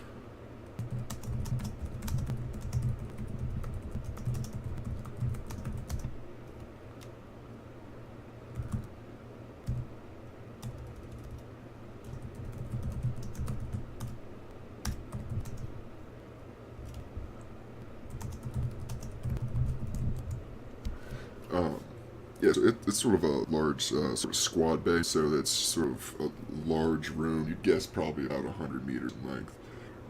And there's sort of individual dividers, sort of in between like bunks and stuff. And there's a fair amount of, like bones thrown around in here. There's obviously a solid amount of people still left in here when this thing hit. So, there's a lot of these bones are just like crushed and just like thrown about. They've all, you can tell that there's some breach in the ship that didn't, let them preserve perfectly. So they've all rotted down to just the bones. Just dust and bones you find in this room, basically. There's names inscribed on the edge of like every basic sleeping quarters. There's trunks filled with clothes and personal items. There's plenty of, like little gold pieces that you guys don't quite recognize anymore. They're like old currency. Pictures of families and whatnot. You find a couple, pleasure toys in here, whatnot. Some weird things, but All right. general crew stuff. And you also notice that a lot of these bodies have like all these bones have like metal grafted onto them. Yeah. As you do. Maybe you could find. I want to tell Solar you get a bunch of like spare legs and limbs and stuff.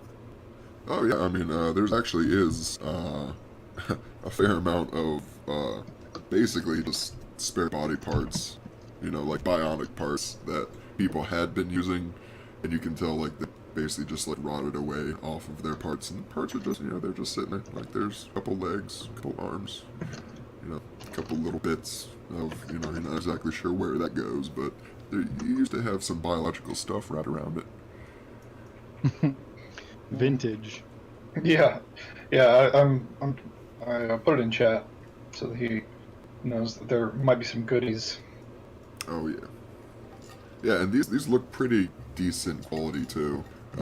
You know, like this was an old school Mechanica ship, so like even like the, you know, normal quality for them, you know, bionics are like pretty dang decent bionics for today.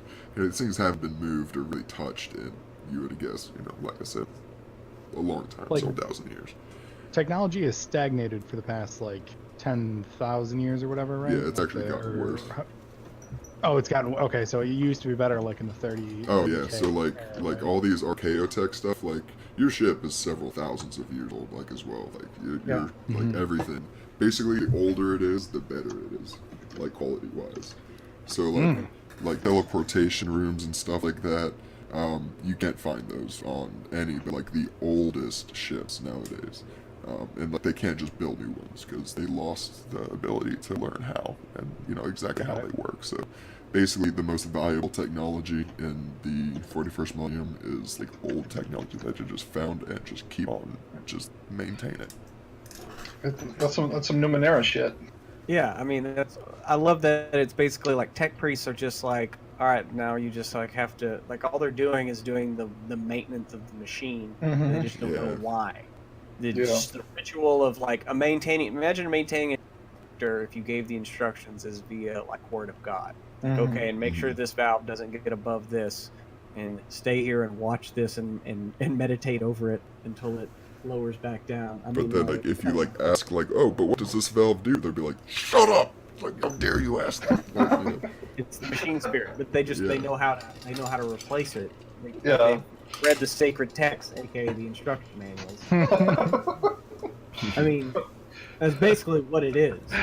So actually, a good way to demonstrate and something else that may or may not come up later in this game. So back in the Dark Age of technology, technology had basically got to the point where we, like humans, no longer like built things. What we did was we built machines to build other things like in the best possible manner. So what these were basically called was we made things called SECs, Standard Template Constructs. And basically these are machines that make other machines. But they do it to... Imagine like you designing a machine that is made to design something better than you could, you know? So basically there's still remnants of these really old machines that you basically just throw materials into them and they like crank out whatever they were built for. You know, one might make tanks, one might make guns, one might make fucking Game Boys, like, you never know. There is a story in the lore where a rogue trader did find an STC. And actually, it wasn't a rogue trader, it's just some random people. And they were paid by the Mechanicus for that STC in planets. Oh wow. So they're like this solar system is now yours. Yeah. And you know what that STC made? It made knives. Huh? It made knives? It made knives, and that's how stupid valuable it still is. Well, yeah. Could you not take it apart and learn how to remake it? Oh, Like, into as soon as you something remove else? something from that, like, it's like, you could be removing, like, the cover piece, or you could be removing, you know, the critical component. Like, they have fucking no idea. And plus, it's gotten to the point now where, like, the religious, like, they like, if you're not, you know, holy enough, like, they're like, don't look at it. You know? Yeah. Solar's asking if there are any mechadendrites. You don't see any mechadendrites here. Oh, okay.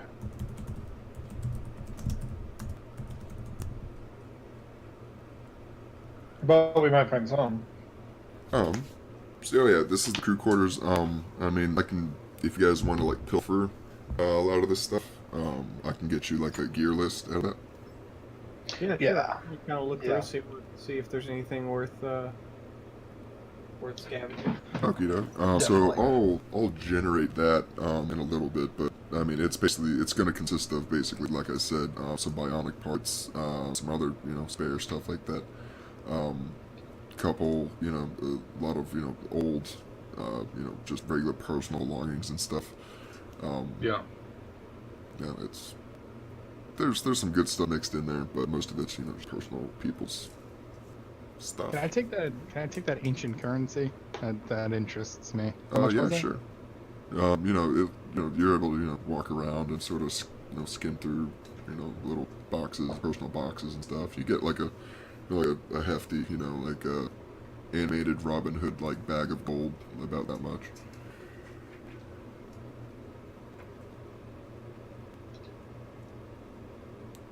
Wait, was he able to determine like about what century this is from? Oh, so this currency was used for several thousand years, but it is from early 30th millennium. Whoa. Oh, are you shitting me? Hot damn. Okay, guys, remember everything I was saying about the Lassiter? Everybody keep a lookout. There could be other of my type of gun or something close to it on this ship. Okay. Alright, We're heading so- to the armory. You damn right we are. So on to the navigation booth, because that shouldn't take too long. And we'll save the armory for last. Mhm. Oh, okay. Yeah, so, I'm holding out for the fucking Archaeotech shotgun, light shotgun. Nice. Alright, yeah, so you guys head to you said you're going to the navigator? Mhm. Yeah, if that's the next stop. I Okay, guess. yeah, so, yeah, I mean, if you guys don't want to hit the galley, I don't know why you wouldn't want to hit the kitchen. I mean, come on. Just kidding. All right. Well, if the kitchen's on the way, maybe we want to pop in real quick. I mean, there might be some like red dwarf shit where like the lasagna has come to life. And, Yeah. it's coming after us. Year-old evolved lasagna. It's probably Yeah. one of my favorite episodes, Cowboy Bebop, when the fucking lobster attacks the Yes. crew. It's amazing. Yes. Greatest. The chicken vindaloo has come to life. Yeah, but wouldn't they have those machines that like make you any sort of food you want? You know, like they have one in Megas XLR. You step in front of it and go, "Oh, I want a chili dog," and it would just like warp you in a chili dog from Earth. I mean- no, I don't think they didn't have particular. I don't think their technology extended into food a whole bunch. Now that I Alright, think fair about it. enough. I mean, if they did, it'd probably be a big. Maybe I'm they sure got they those have, adamantine, table forks or something. Who knows? Yeah. Yeah. Yeah, so you guys can hit the galley on the way if you want, but you don't have to. I was just saying it's another part of the ship that is there. What's in the galley again? The galley basically it's just like the eating area. Oh, okay. I mean, maybe we can hit it on the way back, right? There might be something worth checking out. I mean, what if they had like a fucking treasure map that they were pouring over? You know what I mean? Like right before they crashed or something. Who knows? Yeah. Alrighty. So yeah, you guys go back out into the long hallway, and it takes you a couple minutes, like 10 to 15 minutes to like walk all the way down this thing. It's just there's several other doors to your left and right. They all seem to lead to storage, whatnot. One leads down to a little miniature hangar bay and some other stuff. How deep underground are we? You guys are probably, you guess, about 100 to 200 meters. Oh Jesus, yeah, I'm starting to feel it, man. Like I'm sweating. Oh yeah. Like my What's wrong? I look pretty sickly, yeah. Here, I got this big golden like eyeball staff thing. I'm gonna need Cal to carry that for me, because that's just that I can't even start with that right now. What? Like Wait. lean on it. Hey man, just remember, we're just in a ship. We're in a ship just like we're in space. I'm like coughing through like the radiator. It's getting to me. Is Zag having claustrophobia? No, I'm voidborn. So like the pressure from atmosphere, and now especially that we're under rock and solar atmosphere, it's making my blood flow differently. Doesn't flow in like because I was born and raised in space, so that's how my body adapted. So it's kind of like if I took you under the ocean, you know, like 100 meters down, and like you know, start to get like blood clots and shit. Yeah, that sounds super Oh my. comfortable. Solar's gonna fuck a machine. Yeah. Power outlet. Can you use a void suit to mitigate that?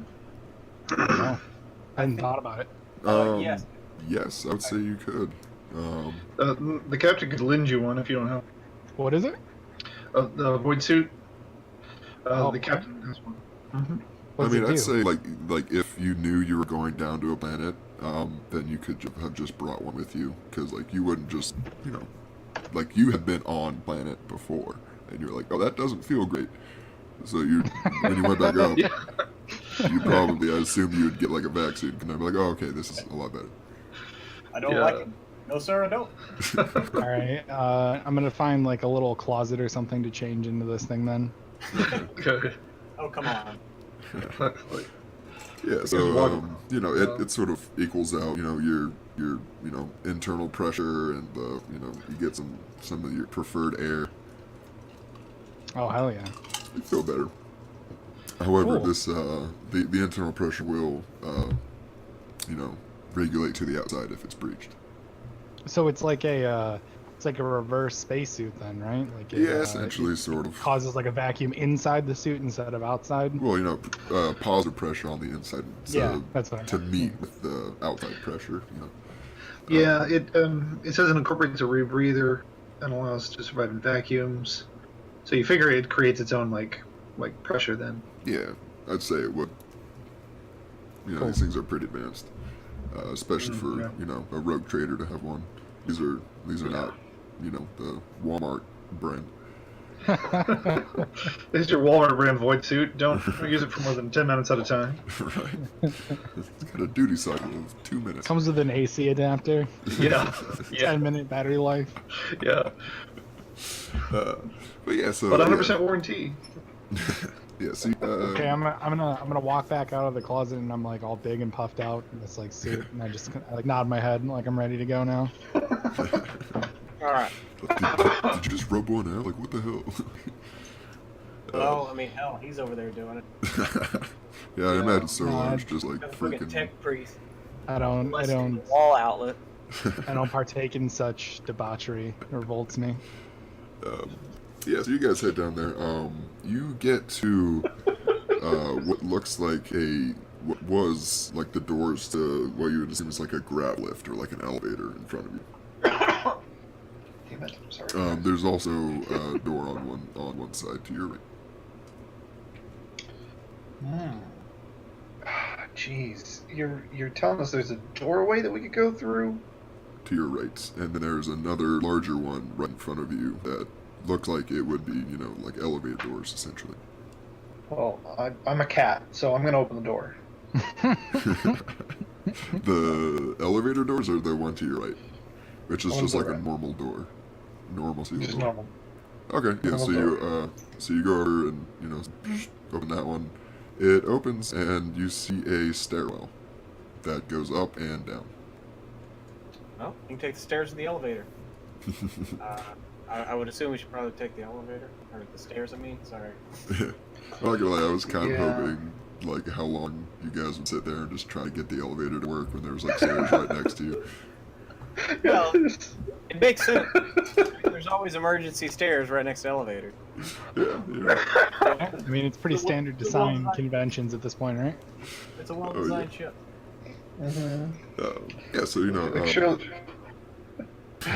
What's that? we could like press the button and just start praying. Yeah. Like, Just an hour passes and we're like, I don't think it's working. keep hitting buttons. Solar's like, pray harder, guys, pray harder. Now you must hit the button 10 more times in succession as you recite your prayers. Just wiping incense on it. Okay, yeah. So you guys head up and there's a rather ornate door, like you guys come up onto the deck above you, And, you know, there's another hallway that stretches back the way you came.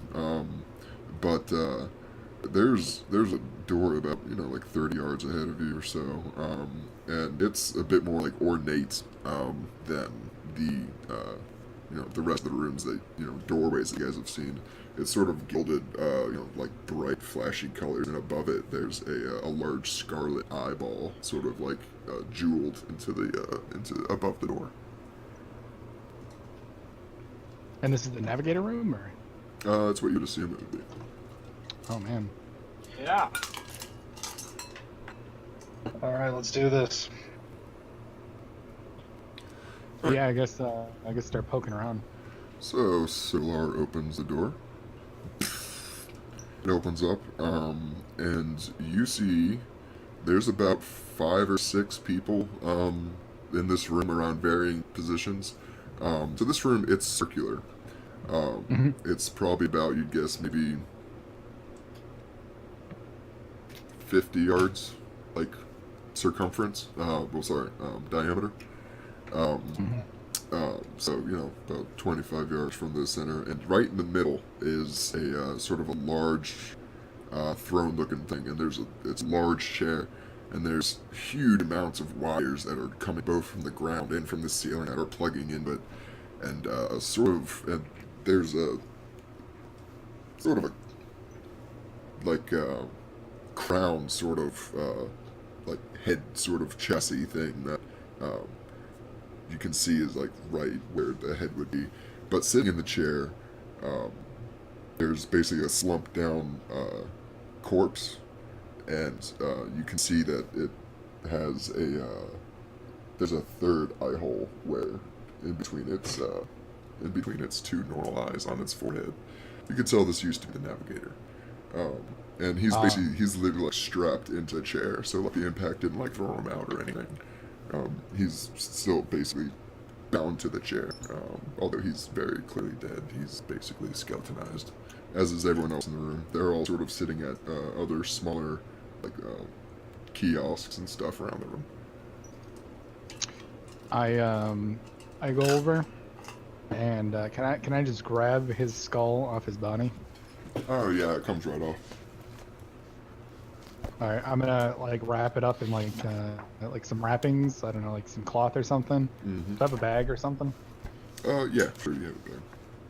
All right, I'll put it in the bag, and then I'm just like, okay, that's it. Alrighty. So he was also like bound to him. It's sort of like wrapped around his torso. There is a thick. Hold on 1 second. I'm telling Solar. I said Zeg just took the navigator's head. Yeah, I'm gonna look around the room while he's doing that. Just Alright, kind of looking all Yeah, so together. basically chained to this guy's torso and sort of around him in the chair, there's a huge book. Like, this thing is about maybe 9 inches, like, straight up, like, thick book. Huge leather-bound tome. And it's got all sorts of wild iconography on it. It's got, you know, the navigator eye on the front. It's got, you know, 2 eagles flanking it. It's got, you know, it's bound with gold and there's bejeweled all over it. And you wouldn't recognize this immediately, but you can tell that it is definitely a very valuable piece of, I guess you would call it the ecclesiarchy of the Imperium. Very sacred religious text. Oh hell yeah! Oh, That's all me right there. That goes right in the bag. Alright, you need me to cut that chain? Yeah, you're gonna have to what was it? like break this thing off of him. And this is a huge fucking book. Like, it probably weighs close to probably like 60 pounds. It's Oh, like I carry that it's like much? leather ironbound. It's literally about 9 inches, like in pages, like stacked thick, and it's about like the size of like just a bit smaller than your torso, like, you know, dimension wise. Oh yeah, Cal might need to hoss that out of here for me. We have 3 guardsmen with us. Yeah, you've got red Okay. shirts. Big ones. I keep forgetting we have like people with us. I keep thinking it's like just the party. I keep Oh wait, no, forgetting no, that yeah, we have have like 6 people. Yeah, yeah. we have 6 people. I think I you guys honestly keep left 3 forgetting we up, have No, like no, pack there. mules with us. Yeah, we left 3 back, I believe. That's right. Okay. Does Kel find anything looking around? So you see it. There's a couple bodies in here, you know, like you saw. Most of them, a couple of them, you would assume were not like properly strapped in, so like their bodies are more or less just like thrown across the room, and you can tell they're more or less shattered into like bits whenever this thing crashed. But you know, for everyone else, there's really nothing else that you would really pick up on in this room. No like weapons or traps or anything like that. You know, there's really not much else in here. Okay. And nothing on the bodies. Yeah. What did you say was in the center of the room again? Because like I've seen some navigators' chambers have like a fountain or something in the middle. Oh, it was like a large like chair that he'd been sitting on and was like strapped into. And so it was essentially like the navigator like chair throne. It had like basically like a hood that was built into it that would go over his head. So that's basically where he would sit and do his navigator thing at, and you know, a little dais. Is there anything to like salvage out of the throne, like that? Is the hood thing like integrated into it? Or? No, like not that. Well, not that you could see. I mean, Solar could make a tech use to see if he could maybe like scrap a couple small things, but. Okay. Yeah, and by the way, I just realized, can I check his body too, see if he had anything like on him, personal artifact kind of thing, like a staff that I have or something like that? 1 second. Say it again. I just wanted to know if he had like a staff on him, like how I have, or like any other like totem or something, you know, similar. He does not. The only thing he had on was this huge religious Book text. thing? Got it. Okay, then I'm done here. This is about all I want.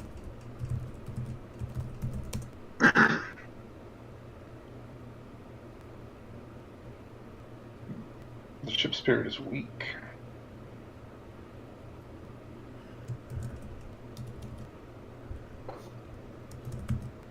You get a +10, I guess, for being in the presence of the captain. Uh-huh. Yeah, let me talk to him. Or unless you got it, Austin. Yeah, I tapped it. Okay. Yeah, +10 from captain.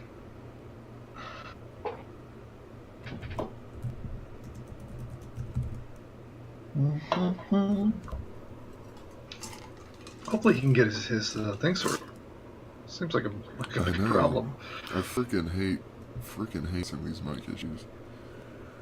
Yeah, and it's funny. Discord usually works well, on my computer. Yeah. Wait, so basically, we've exercised the brain's computer, and now it's gone over to You forced the DM out of mine. Now it's in his. Absolutely, that's what happened. Yeah, he doesn't see anything in here that could really be salvageable. Oh, well, he's pulling out fate. Oh, okay.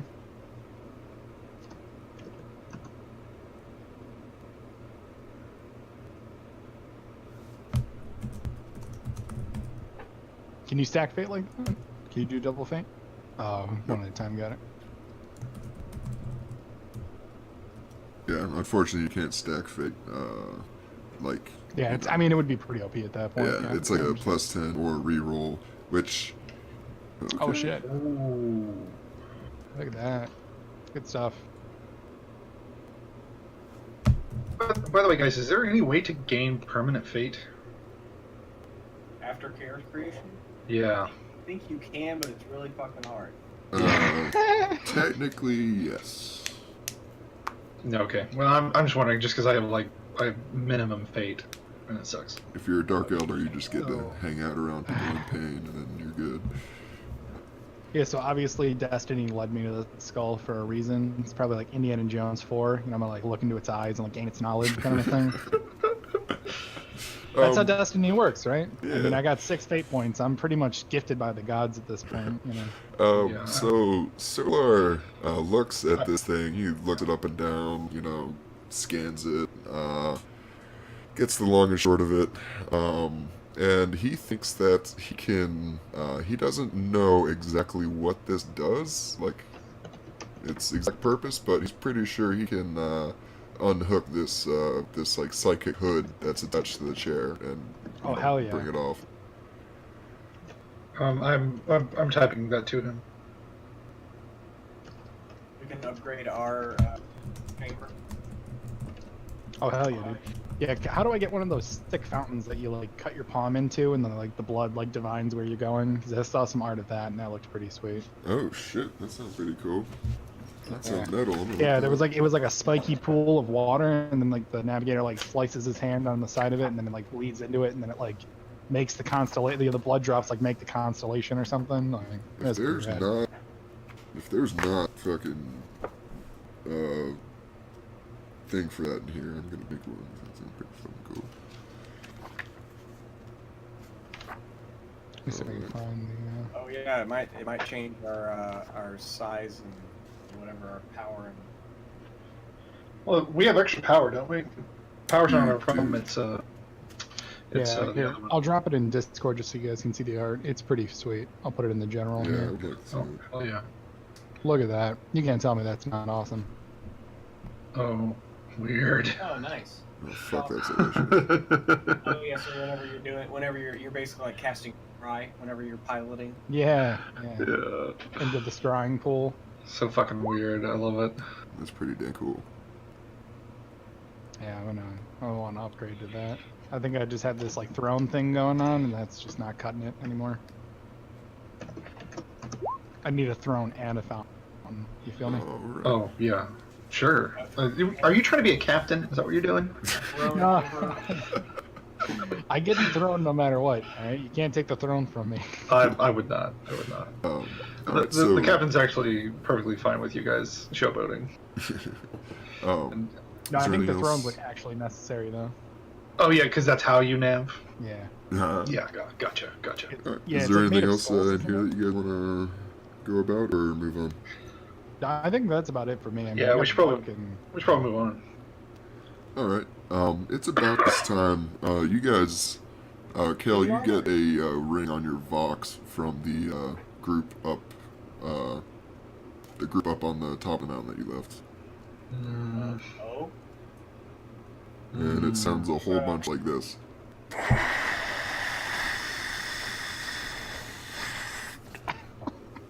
Whole bunch of nothing. But they're trying to communicate with us. Yep, it would seem so. That, I say ignore it for now. We're close to the armory. We should hit that up first. They'll understand. You're focused. Can we see if Solar can like use his servitor to boost the signal, or I don't know? We left him back in the first room. We'd have to backtrack. Yeah. The He servitors. can communicate with his servitor. Oh, Mm, you sure. know it's plugged in. Yeah, you can just tell it to. Okay. Yeah, so, Solar thinks that he can, like, he says that basically he thinks he could sort of route some, like, signal boost through himself, and then if he took his skull and, like, sent it out to, like, the base of the hole, and then routed it through the skull and then back out to the surface, he says that might work. He's not 100% sure. Okay. Nice. So he's learning about that time period.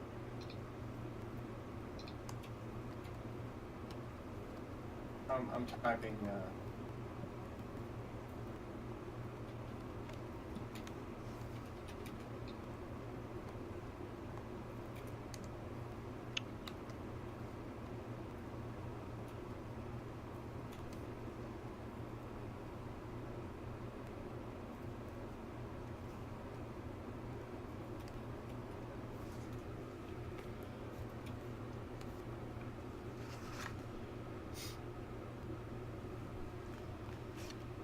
Yeah, I'm not seeing... I'm looking for, like, navigator rooms and stuff. I'm still looking through the book, looking for anything cool like that. Antiquity. Damn it! Did you get your 10% from the captain?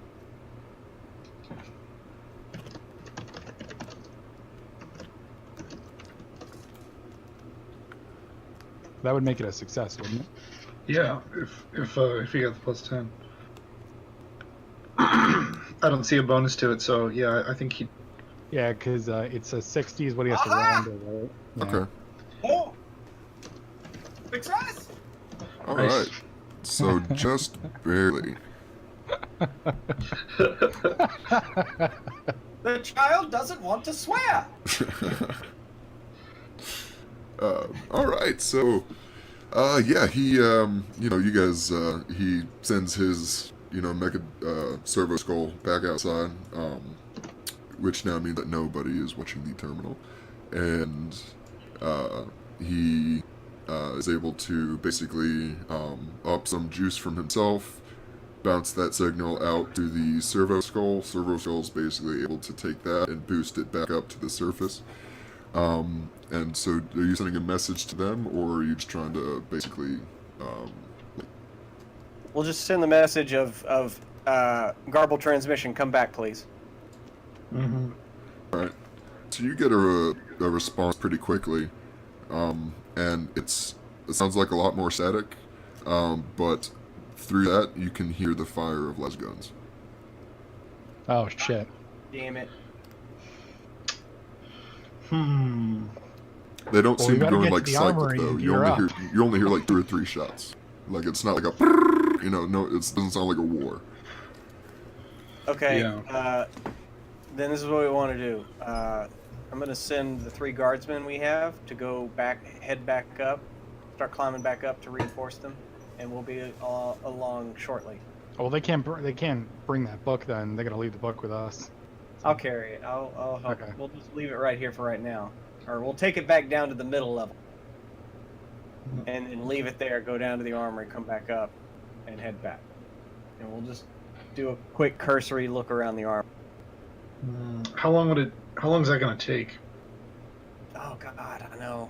Yeah, because if they're under attack like right now. Well, can we like talk? So no one's talking. All we can do is hear last shots. That's the only thing that was able to, so you boosted the signal a little bit, but basically you couldn't, they're still static until there was someone was trying to get a message through, but the only thing that you were able to clearly distinguish through the static of that message was the distinct sound of live gunfire in the background. Well, shit. All right, let's. Cap. Yeah, it's gonna break my heart. We can come back. We can come back. Ugh. We could just hit it up real quick. Get geared up and go back. I mean, you guys are on, it's literally just 2 floors, right below you. It wouldn't take you. Here's the thing. It's gonna take us minutes and minutes to even walk back, right? Yeah. Yeah, I wouldn't be surprised if it took. I mean, I don't know. It's supposed to be what? You guys are like the fighters, right? I guess me and the tech priest could press. Actually, I could press forward. Correction, I am the lover. Thank you very much. Well, me and the captain could press forward, and I'm the the fighter. 2 fighters, the tech priest. I forgot the tech priest is pretty good at fighting. He could go with the.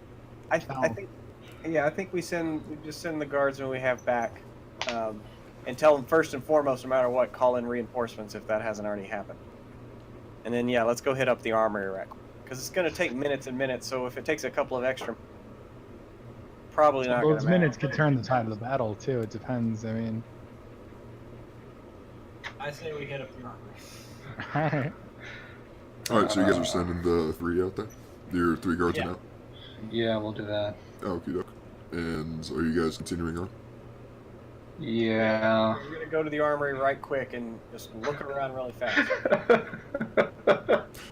Literally run around like it's a fucking 60-second shopping. I hope our greed does not kill us, but okay, let's do it. Neat. Alright, so you guys head out there. You leave the navigator room and proceed down the 2 stairs, and you come to a door that is very clearly marked as an armory. There's a large Mechanicus skull next to it with crossbones behind it. You can tell it's some kind of, probably, you guess it's some kind of individual military unit that had been assigned a scout ship. Sort of like their logo, you would assume. So I might actually realize recognize that at a later point. Not real important right now. But he is able to open the door, and the doors slide apart, and you are met with the complete blackness of the armory. Power hasn't been restored all the way down here on the ship yet, on this particular part. Well, we got our flashlights, so Yeah. head on in. Alright, so you guys spark up your lights, head right inside, Yes. and the first sight you're greeted with is about 10 servitors are lined up on the wall in front of you. They look like they're in battle position, and they're holding perfectly still. And as you sweep your lights over them, these things, they're thin, they're gaunt, they look very fast, and their hands, they don't have hands, they have essentially knives and swords for hands, and they look very skeletal almost, vicious looking creatures, and So they basically look like T-800s with knives for hands. I'm going to throw a picture in the Discord of what you see. If it will let me. Come on now. Fuck. I mean, alive is a relative term. Are they animate? I guess I should say. Yeah, because I was gonna say they're not alive. Are they? Oh God, are they? Maybe they're Necrons. Oh boy. Oh yeah. Ooh.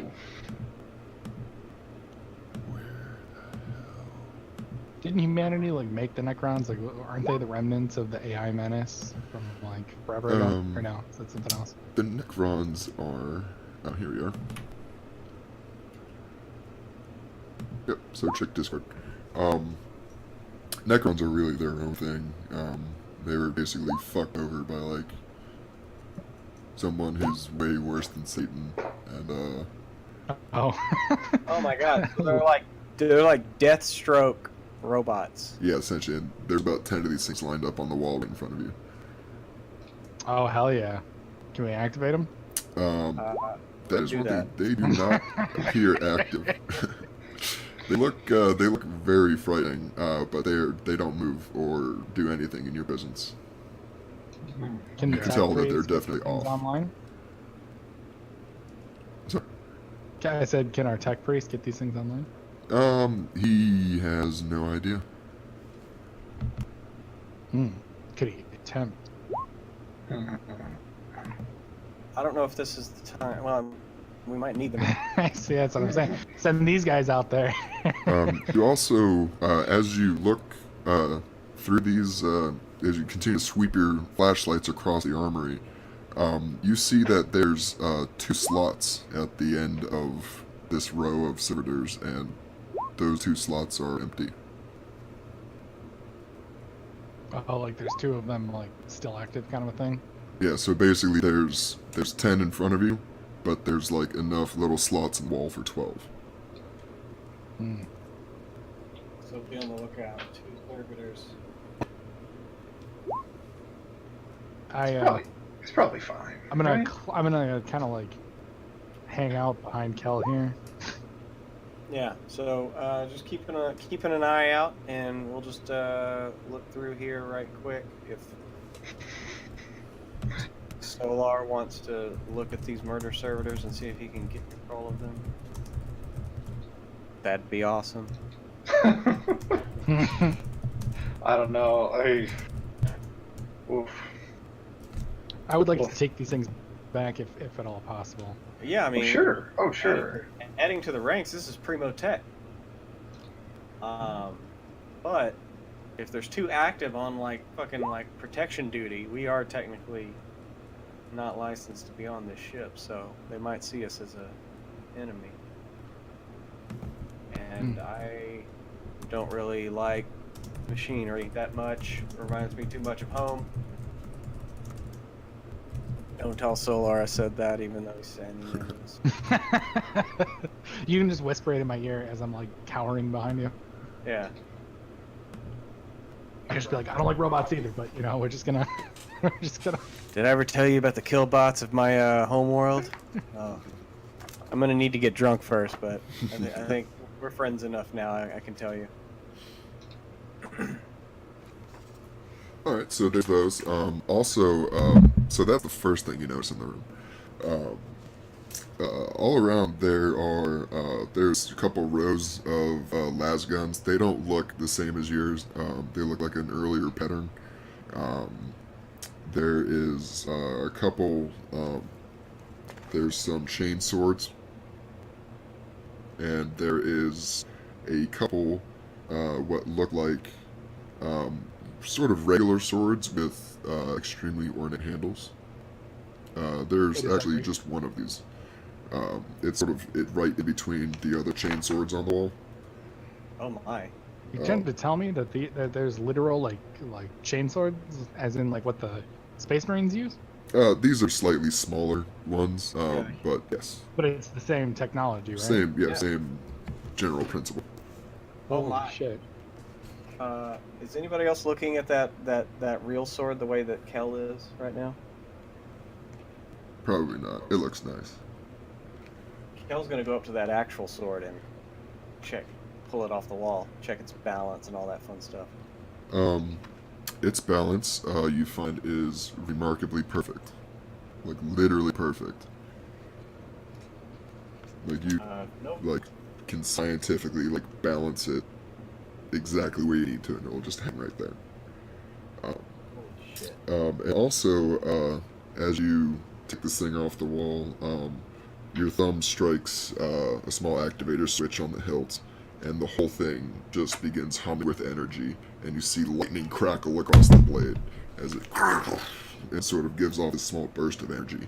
And this is a Mizor pattern. Sorry. Let me exactly which one is it? Come on. Power sword. Yep, Mordian powered power sword. Nice. Holy shit. Can I actually use that? Is this thing better than the chain swords? Because I thought the chain swords were like the ultimate thing. I thought they were like better than lightsabers. Not really. Oh. I've got a power sword, although I don't have an ancient power. Oh my. So you would have a power sword like the captain. Oh my. Got the power field. It's balanced. I dig it. We could play with our swords. Oh, oh my. Okay, Kel, you want a sword fight? I'm gonna have to learn how to use this, but yeah, because that's a power weapon. Yeah, no, I don't know how to use mine. I just have. I just came with it. Right. It's a status symbol, you know. It's like like when the sea captain goes on land and he still has his cutlass on him. Yeah. I don't have the talent to use it, but I have it. Wait, so the power sword does 1d10 plus 5 in.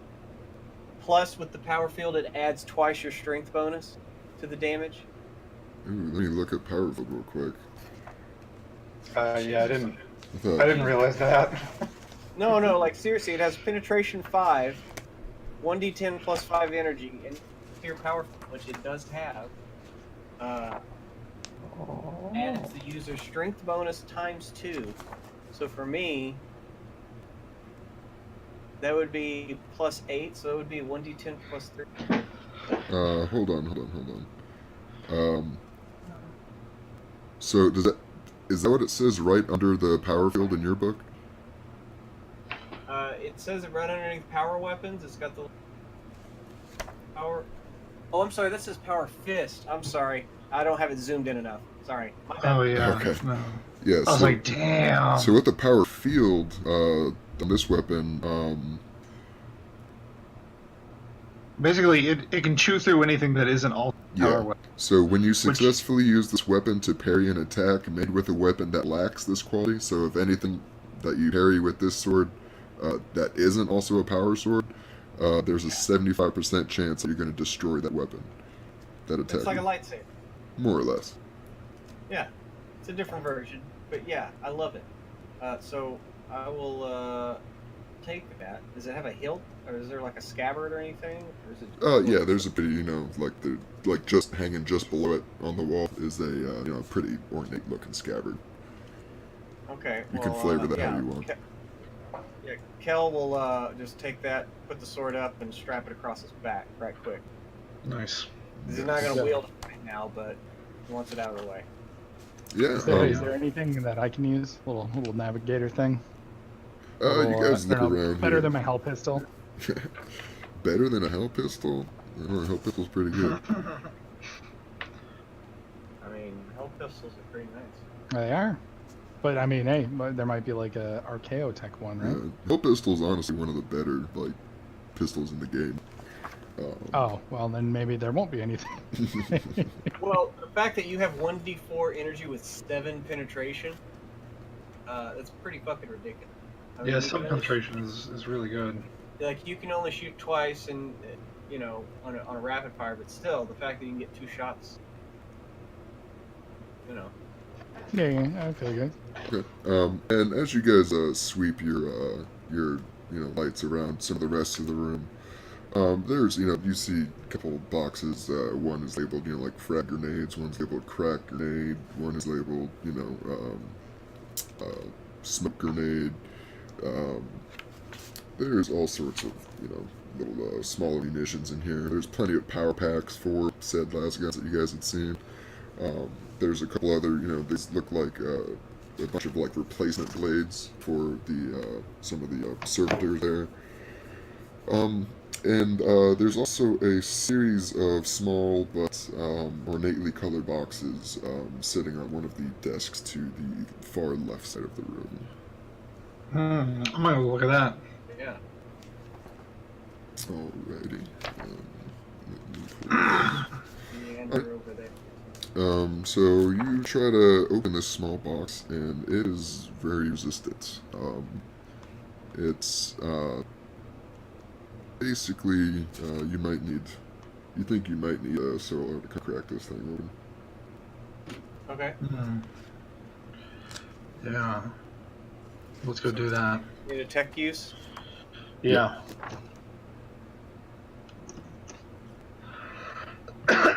Plus 10.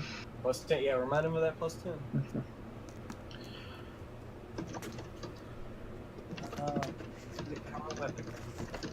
What's the rule on? I need to look up the learning a skill outside your. That's possible.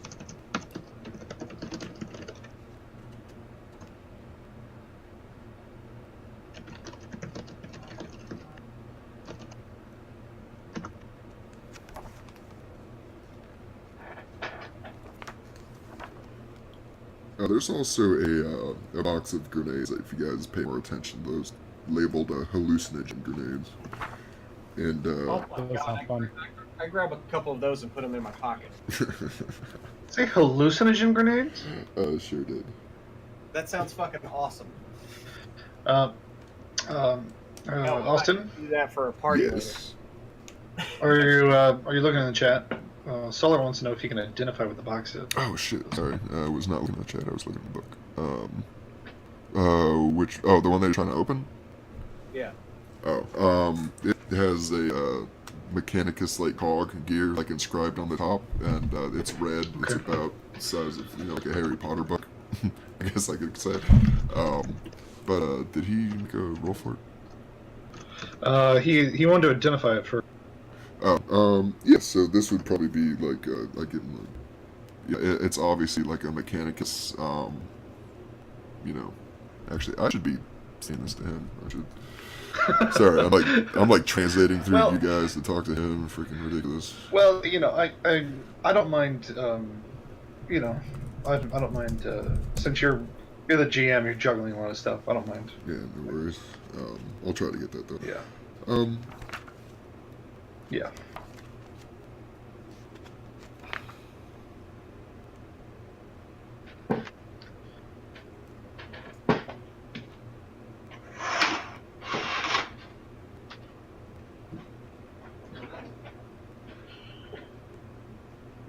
forbidden lore. So he knows that this is, Oh, you got it. yeah. Yeah, I almost went right back into it. Yeah.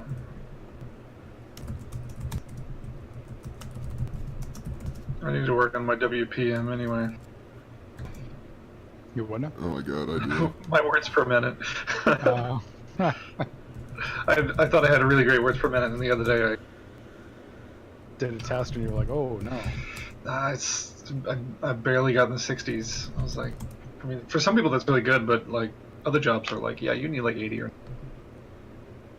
like real transcription jobs. Oh yeah, like court transcribers. Mm-hmm. Yeah, yeah, and also one of the jobs that I've been applying for, it's hard to get, is people take audio from like notes or conferences or meetings and you transcribe it, and then that's how like that job is how you get transcriptions of speeches and things like that. So yeah, not easy to do. Yeah, I'm not a great typer. I make lots of mistakes and then I back up and have to. Oh yeah, that's the biggest problem is getting it so that you're accurate at a high WPM.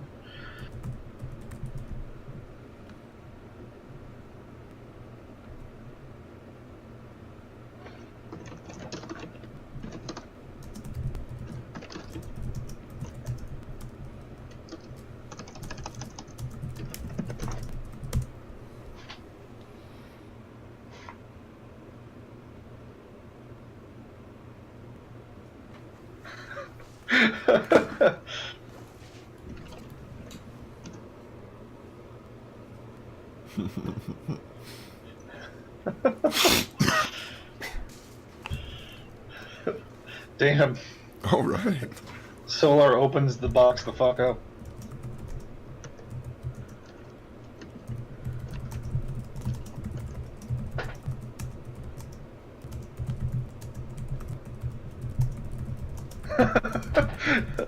Solar's like, Medicaid McIndred?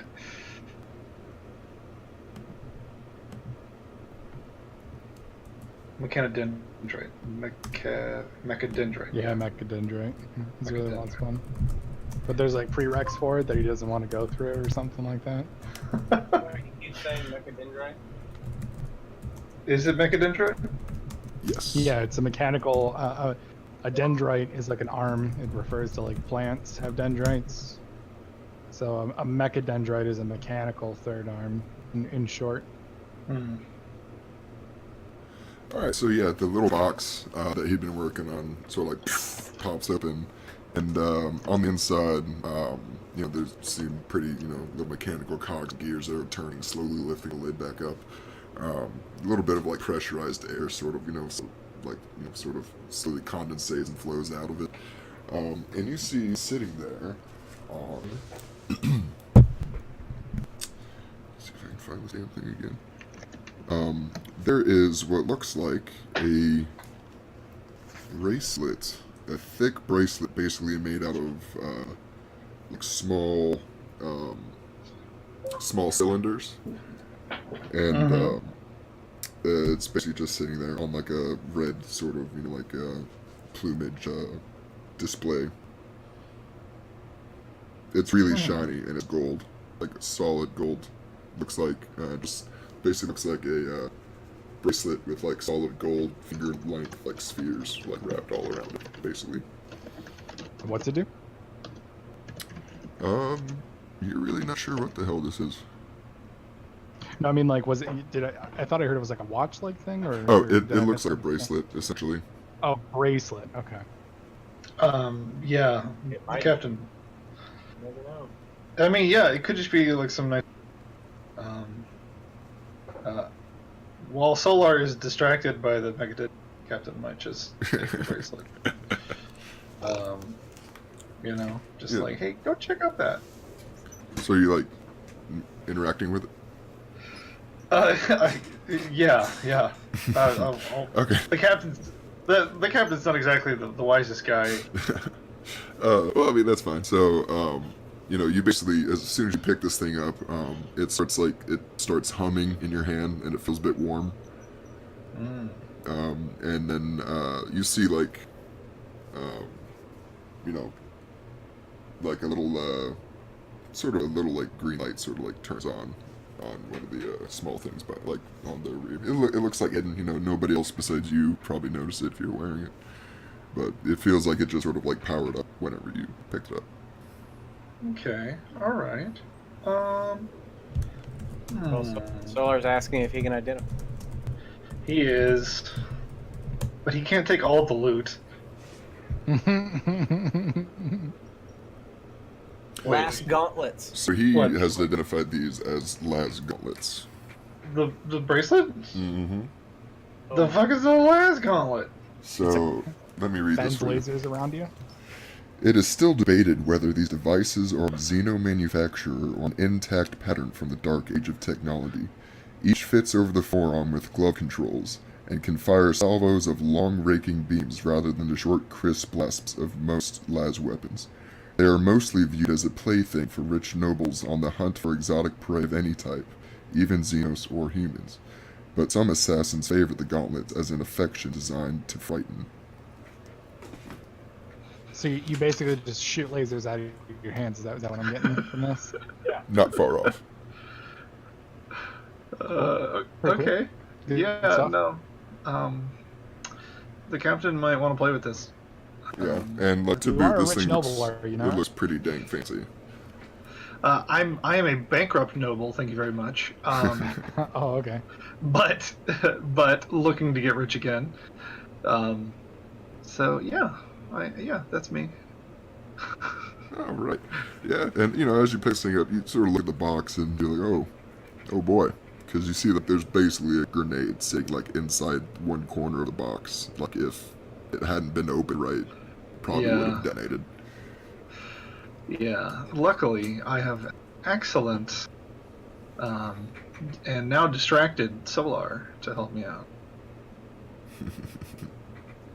Last gauntlet. Is that in the book?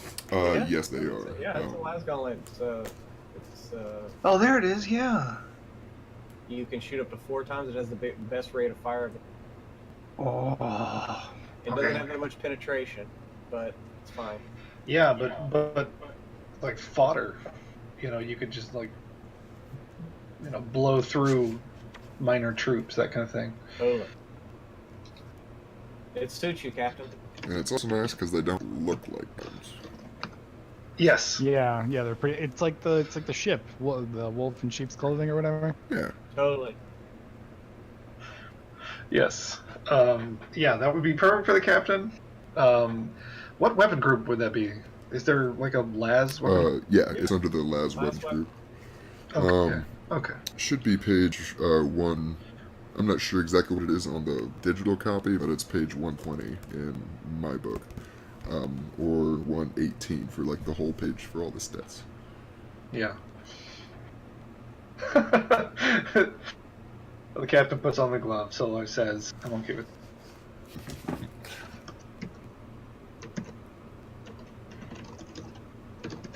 Thank you for letting me have it. Oh, you're letting him think he runs the ship. Right? Hell yeah. Okay. Wait. When it says, 'cause I'm just looking on the Rogue Trader here. They get pistol weapon training universal. Yeah. What does that mean? I was wondering that. I Like need. everybody starts with pistol proficiency, regardless of what class or race or whatever they pick, right? Well, I mean, but when that does that mean what kind of pistols? Though? You need to invent a pistol. Anything? Yeah, I'd imagine, right? Yeah, so if it comes down to pistol training, you would look under the class of the weapon, and anything that says pistol for universal would be, like, you can pretty much use that. But I think there's a separate one if you want to use, like, say, exotic or flame weapons or melta weapons. Mm. Yeah. Under las weapons, it says to use the various classes of las weapon character, pistol training las, basic weapon training las, or heavy weapon training las talents. So like it would override universal, I suppose. If you have universal like pistol though, that should cover all the ones that aren't it would? exotic. Okay, because Rogue Trader starts with. In fact, I might be proficient in the power sword then, because Rogue Trader starts with pistol weapon training universal and weapon training universal. Oh, melee weapon. I believe you would. Yeah, I mean that's the thing is I start with pretty much all of those. So yeah, I can use the power sword too. Okay. Oh, Yeah. Oh, all right. So cool. Oh my god. Need to add. Adding melee weapon. As you like inspecting this sword and things, it's got some inscription on the hilt that you can't translate. But on the other side of the hilt, there's actually a name for the sword. Oh, can I translate? It's written in like High Common or something, or High Gothic, whatever. It is written in High Gothic. Oh fuck! Can I read that? Yeah. Let me actually make a High Gothic roll, just because I don't imagine we'll probably ever And do this a you whole told bunch of me time. not to bother putting points into High Gothic. Now you're making me roll for it. Oh my god. All right, hold on. Where's Okay. Speak language, low Gothic? I know I have High Gothic. There it is. Speak language. So yeah, I get a so plus basically 10 now. I can use all pistols and I can use all melee weapons. Okay, that's fine. Oh god damn it! Oh, what'd you get? Did you add the plus 10 from the I captain? did. I did. Oh no, with the you could always reroll. You know that this is it's a Mechanicus dialect from it's a break off from traditional High Gothic technically, but it translates roughly to you don't get the exact translation, but it's along the lines of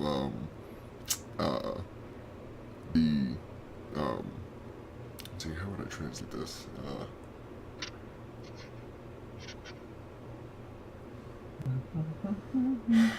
The gift of eternal sleep is about what you would translate that to. It's not 100% on, but you're like, oh, like I could go back to the ship and compare some glyphs. Yeah, we can do that later. So I'll tell Cal, I'll be like, this sword is called the Undying Life of the Emperor. It as long as his life burns, this sword shall rend the earth. And then I'll sort of like nod. All right, and so then I'll look at the other side where you said there was a name that was you can read. Yes. Yeah, you can read that, and you can name it. Like whatever it says, like you just let me know. Oh, okay. I'll think about that. All right. So there is, there's some more box of just some more grenade stuff, las guns. There's a couple like spear and pikes on the wall. You would assume these are energy weapons as well, but that's essentially what you guys see in there. There's obviously more minor weapons in there, but those are sort of the highlights that you guys get in it. Yeah. Yo, is there some armor I can pick up? Like some decent fucking like kind of like the equivalent of like mithril where you like don't need proficiency for it. You can just kind of like strap it on. It's just really good. What do you have right now? Oh, what do I have? Let's see. I'm gonna find it here. I think it's a Xenomash best craftsmanship. I don't know if that's. Okay. I wasn't sure if that was actually any good or not. You could actually.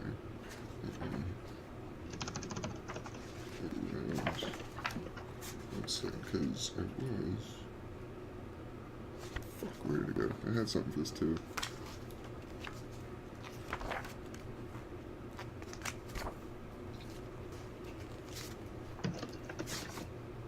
There we are.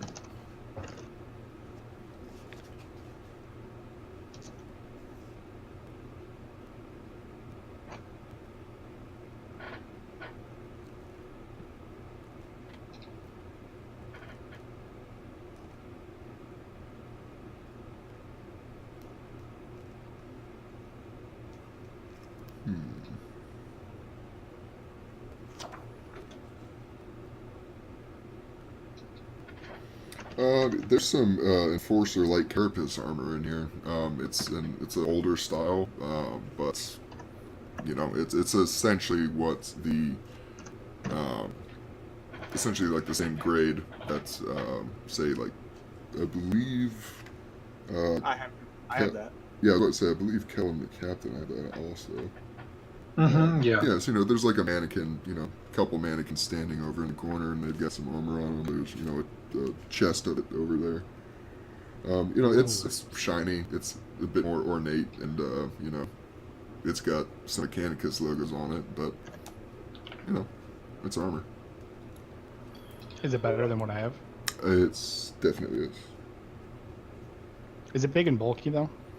It's more big and bulky than you have now. Pretty much where you're in right now is like super comfortable, like delicious, like free flowy, like Xeno mesh, basically.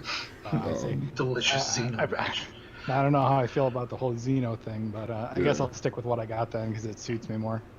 Well, I mean, it could just be high tech. So basically, here's the mesh armor is often of a high tech or even Xeno design, and is formed from thousands of bonded thermoplast cells linked together to create a fabric-like weave. Lightweight and surprisingly comfortable, it can withstand most impacts or heat energy by becoming briefly rigid, dissipating the force through the now stiff material. Hell yeah. Well, you know what? I'll just keep what I got then. Sounds pretty badass. Where? Right. Yeah, so let me check up on Solar here. How's everyone doing on time right now? I'm good. Yeah, I mean, I don't really have anything I gotta do, but I mean, if we're done by 9, I could play till 9, probably. Yeah, I'm still good.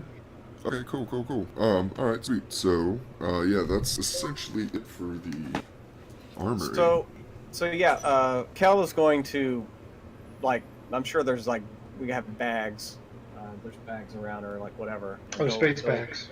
Yeah, we have space bags, and he's gonna put a set of that light carapace in a duffel. Yeah. Nice. Put some space armor in a space duffel. Yeah. Yo, quick question. If I wanted to find like jewelry or something, where at on the ship would that be? Would that have been like personal effects of the crew? Yeah, that'd probably be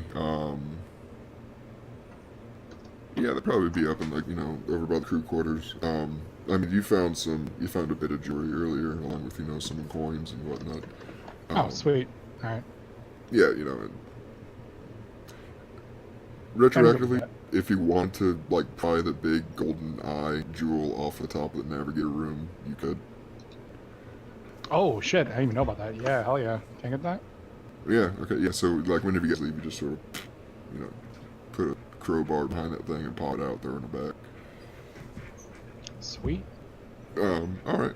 So yeah, you guys, if you're done here, then I believe you would proceed after your 3 red shirt comrades. Yeah, we'll go ahead and start heading out of here and help carry the. I think Solar can help me carry the book, so we can kind of double team that. Mm-hmm. Oh yeah, that thing's pretty hefty. Because now I'm carrying, you know, another suit of armor. Also. And Solar actually also found like a human's eyes, nearly like freaking giant arm of metal that I assume he's gonna try to. Well, I mean, he depends if you guys want to bring it or leave it. I mean, I have a feeling not going anywhere. I have a feeling Solar would. Yeah, he's going to want to bring that mecha dendrite. He's been saying. That's what I figured. Once he sees it, it's gonna be fucking. It's like a cat. Yeah, I was just thinking. Why wouldn't he just like slug it over his shoulder? All right, so you know, we'll carry this stuff and then tie it off on the ropes and then pull it up when we go back up.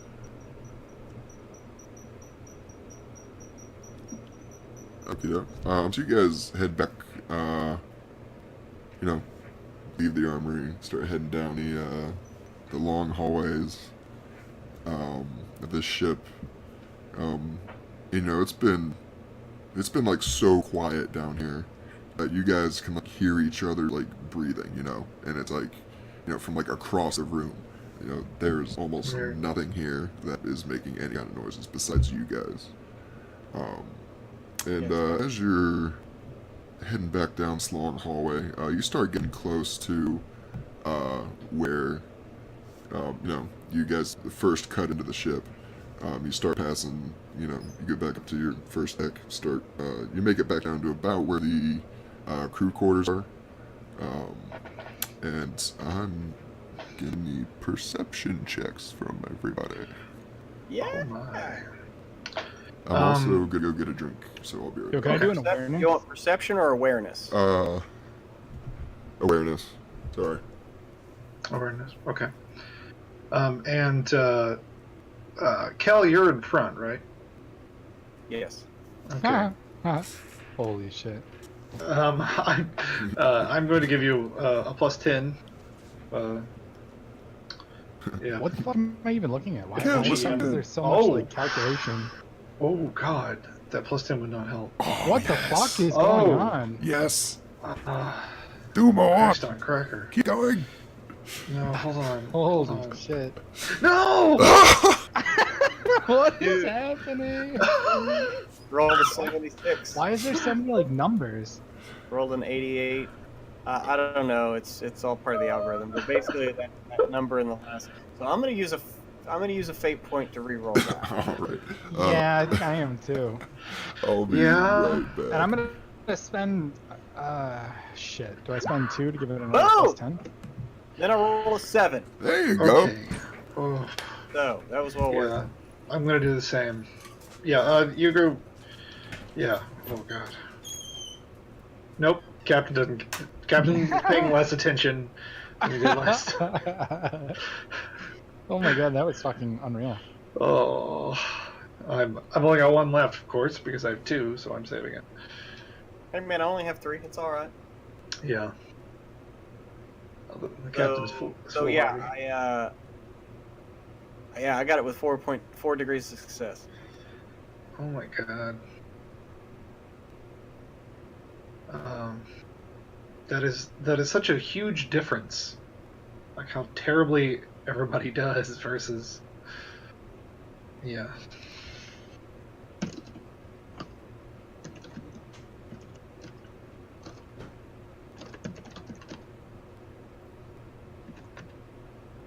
Hey, Rain, you there? He said he was going to give you a drink. Oh, that's right, the door. Yeah. Yeah, I think I'm gonna stick with my crappy roll, and I'll just let you guys like inform me of what's going on. Well, Solar and I are playing with our toys. Cal is the only one paying attention. Yeah, I'm probably busy like strapping my book to your back, like making sure that it's not about to like fall and like crack in the spine, you know? Yeah. Yeah. In fact, I might be pew-pewing things. Like making noise up the All right. Maybe, or actually shooting things. I don't know. No, probably not. Let's see what we have here. All right. I passed myself. Oh, Captain.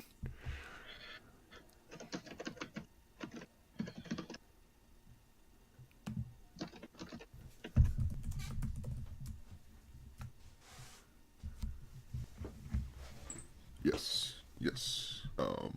Pretty much that. Yeah, pretty much exactly what you Okay. said. Okay. Is there anyone else using fate points on these? I mean, I did. I used 1 for a reroll. Mine got Okay. worse afterwards, so I'm sticking with it. I'm gonna stick with my bad roll. I'm just gonna pretend like I was strapping my book to Kel's back or something. Yeah, that's reasonable. All right, so from ahead of you, Kel, you hear it's very slight, very far away. Well, not exactly far away, very hard to hear. You can tell it's obviously not right next to you. But you can hear the like ting ting ting ting of like metal on metal. As you hear what sounds like almost something moving. Oh fuck, weren't we From supposed to ahead reactivate those things? Shit, Well- didn't we want to do that before we left? Well, I mean, we didn't know how. We didn't investigate fully. Yeah, I thought it was gonna take a lot longer. But no, there are the 2 ones that are still active. So Everybody, I'm gonna say be on the lookout. Murder servitors. I think they're nearby. And Please do not destroy my holy text by getting it. All right. Yeah. So you guys cautiously continue down the hallway. yeah, and maybe if he has that strapped to my back, I might go ahead and pull. Yeah, I'm gonna go ahead and have my weapons ready. Go ahead and have my sword. My new power sword. All right. Let's see, with a huge iron-bound book strapped to you, it's gonna be probably like a -10 to agility and strength moves. Okay. Unless you want to just drop it. You are the true MVP, JP. Yeah. I might drop it actually while we're dealing with this. Oh, it'll be fine. All right. Well, I tell you what. Since I do have quick draw, so okay. Instead of strapping it to my back, I'm gonna carry it along. You can help me carry it, and if something happens, I'm gonna drop it. Okay. Yeah. Carry it like an ice chest. Okay. Like a cooler full of beer. Like a cooler full of beer, but I'll have my gun Or out. knowledge. Or knowledge. Yeah. I'll have my gun out though, and so all I need to do is draw my sword. Cool. Yeah, so you guys continue down this long, relatively dark hallway. There's still a couple weak lights sort of flashing up where you guys had been. Most of this hallway in front of you guys is dark. And as you guys proceed down the hallway, you reach sort of one of the... this hallway is very long. You reach one of the darker parts, and as you're going up, as you're walking in front, Kel, right? You're in front? Yep. Yeah, so you're going. It's pretty dark right in front of you, and you just, kick something on the ground. Here, what did I kick? There's just, your foot just basically just meets something, soft and hard, soft and heavy on the ground. Oh, I know that's a body. Look down. Is that one of our guardsmen? It's what's... You can recognize it as what used to be a guardsman, yeah. Oh, God. It's, there's huge chunks of this thing are just, missing, just, carved out. Just someone just fucking took hatchets and just, went to town on this poor dude. His head's not there. He's missing, 2 of his limbs. There's just huge chunks of just, body just, cleanly just, shaved off and just missing. Wait, but what about his weapon? Is his weapon nearby? Has it been discharged? Yeah, it doesn't look like it's been discharged. You pick up and the little magazine counter's still on full. Oh my God. Alright, keep a lookout. He didn't even know it hit him.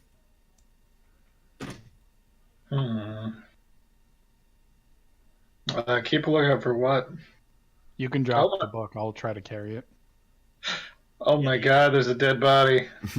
Well, there's two murder servitors, sir. Oh. Okay. I don't see anything. Well, I know. Neither did he. That was my point. So we need to keep a better lookout so they don't sneak up, because they obviously work by stealth as opposed to ours, which are more brutish. So that's why I can't wait to incorporate them into our repertoire. But we have to survive them first. It'll be a good field test. Yeah, right. If you say so. Yeah. I mean, I kind of want to run, but that's okay. We'll take it slow. I'm not afraid. I'm really not. I want off this planet. It's full of terrible people and terrible things. So, Rain, was that just one guardsman, or the pieces of one? That was just the remnants of one. Okay, so there's still 2. All right, keep moving, and I'm gonna chirp on the box, see if any of either of them come in. Victor, Charlie. What's your Victor? One of them comes in. He says, "Yes, sir." Did you see it? Did you see what, sir? Where are your other?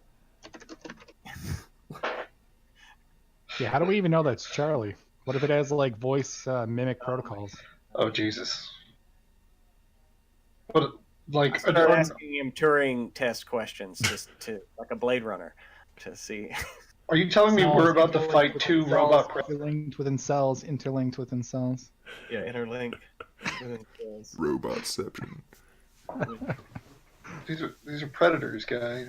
We're not gonna survive this. Game over, man. Game over. And more sci-fi action movie references. Where are the other 4 men that I sent you with? So, wait, 4. I thought we had 3 down here. Does he say that? No. Like that's me. Like I thought you guys left 3 up top and then 3. I did. That's why I'm testing him. Oh, Yeah. gotcha. Okay. Yeah. All right. You freaking meet the GM on that one. GM's a fucking robot. You failed the Turing test. Yes. Oh shit! Thank God. Yeah, they just said me and Jackson are outside. Andrews went back in to try to wait for you guys. What happened up top? We were waiting for him, sir. Huh? He said he was waiting for the guy that got butchered. Oh, so looking at the what's left, is that? Can I tell that that's Andrews? Yeah. Okay. Yeah, he must have heard the thing clanking around, went back down to check it out, and then never came back up. That's got to be what happened. That's essentially the long and short. Okay. Well, I got that logic skill on lockdown. yeah. I'm just gonna be like, all right. Well, there's murder servitors about, so we're on our way. Sir, there's murder what? Murder servitors? Like ours? No, these are sneaky. There's no response. Damn it. Sorry. Yo, come in. Why don't you just come on out and have a fight about it then? Just yelling into the darkness.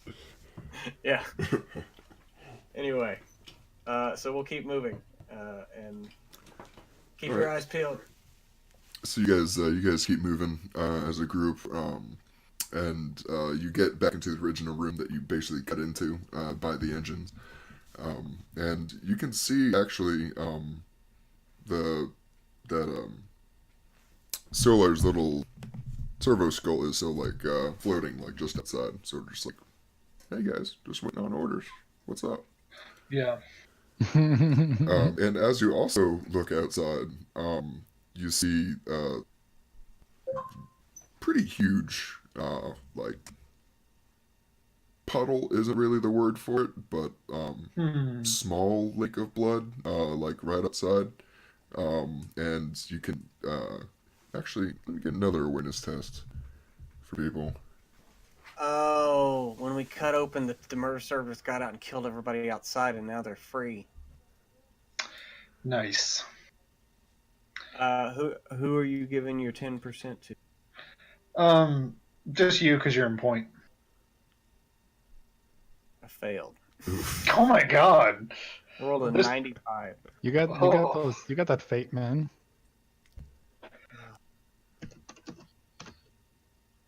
Well, what does the captain see? The captain doesn't really see it. He sees a whole bunch of blood on the ground. And it's really only illuminated by flashlights at this point. So, you look out, most of the cavern is like completely dark. But what you can see is mostly blood on the ground. And there seems to be a drag trail, that goes sort of, behind, like, around towards like the ends on the edge of the ship. If something was, essentially murdered here, dragged around. And the captain can also hear like some soft like noises. Noises. Uh, I let go of the. Oh, sorry. no. Do you alert us to what you? Oh, yeah. Yeah, I was like, hey, so Lake of Blood also that direction. Yeah. Maybe That's, the sounds of stabby stabs. oh, Maybe these that's are, what that is. yeah, this is like, I mean, you probably haven't heard a whole bunch of people, like, the sound of them getting stabbed, but you like heard, like, like butchers, like, going to town on Oh some meat, yeah. and that's essentially what it Oh sounds like. yeah. I'm from a hive world. Um, I imagine I've probably heard some stabbings. Yeah. Okay, well, But Although you so, will notice that these stabbings are oddly quiet, and that like no one is like screaming from pain. yeah, that's the problem. That's why it sounds like a butchery. It's just like this is what happens when you stab somebody back. that's what happens when you start with the kidney and then go to the liver. This is a wound. This is a wound. This is a kill. Kill. This is a kill. All right. So the captain alerts us to the direction and the sound. I do. So I'm going to be like, sorry, Zag, and I'm going to let go of the book and go ahead and draw my power sword and move in that direction in a stealthily manner. All right. So we'll say Do I have this stealth? essentially he's hearing it come from about 20 meters to your right, immediately outside the door. So pretty much if you're sort of looking outside the hatch you guys came in, immediately in front of you, you can see a huge pool of blood and then drag trail that goes around and sort of out of your line of sight to the right. And that sort of turns around where like the edges of like the engines are. So sort of like drug them around the corner of the ship. Yeah, because we're still in the cave, right? Yeah, you guys are still way underground. Yeah. Let's go out into the darkness where knives await. So I'm sort of like hamstringing this book around, how heavy is it again? You said it was like 60 pounds. Yeah, this thing's like a hefty. I think I can maybe do that. I mean, it might be like Yeah. all of my carrying capacity, but like, Yeah, I mean, yeah, you like can carry it, just not probably do a whole Yeah. bunch of other stuff at the same time. okay, Yeah. let's do this. Yeah, I've hauled around 50-pound bags of like dog food before. Yeah, it's But not impossible. it's like you're bent over though doing it. Yeah, Captain's gonna take out his sword and have a las gauntlet ready, just in case Alrighty, if he needs to do the shooty. and let's roll Either some Chaka or Choppa. I like initiative. being prepared for both Chaka. Chaka and Choppa. Yeah, have a little bit of both. All right, so give some initiative rolls, guys. No. Do you do anything in particular? Just It's 1d10. 1d10 plus your agility mod, which is the first digit in your agility score. Yeah, and I get a +1. You only have 10 agility. Oh no, I've got a 41 agility, but I've got a plus Oh, as a special talent. Nice. oh shit! Look at it. Fuck the command up. Ooh. Look at that 14. Yo, how do you do the roll command again? It's Slash forward roll. space or backspace. Yeah, slash roll, and Thought I, then thought I did that the second time. Okay, whatever. I get 6. You can also just click the legend on the left. Mhm. And bring up blur. oh nice, yeah. Because I find that's Oh, yeah, I see. a advanced roll, switch it to D12, add the thing, Got it. Yep. the free roll. Nice. All right, so I think you guys should be able to click on your characters on the map and then add them to the turn order, unless you want me to do that. Yeah, I'll go ahead and do that.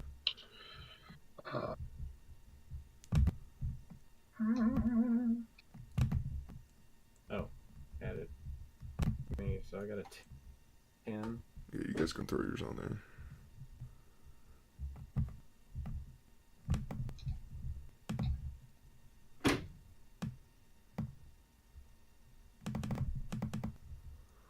Oh, come on.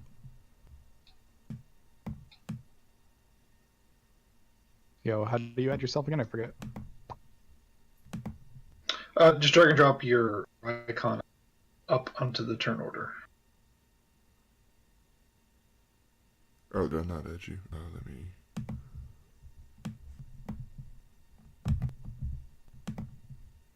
Oh, thanks. Yeah, there we go.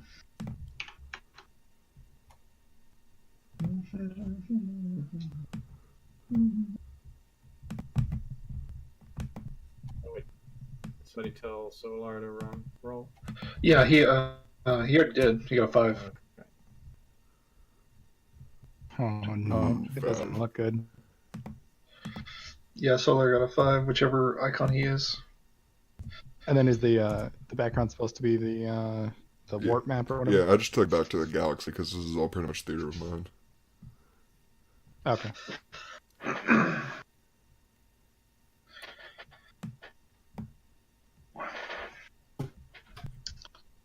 The captain is on edge. Yeah, so Yeah, I don't like this one bit. This is bad. Mhm. I want to get out of here.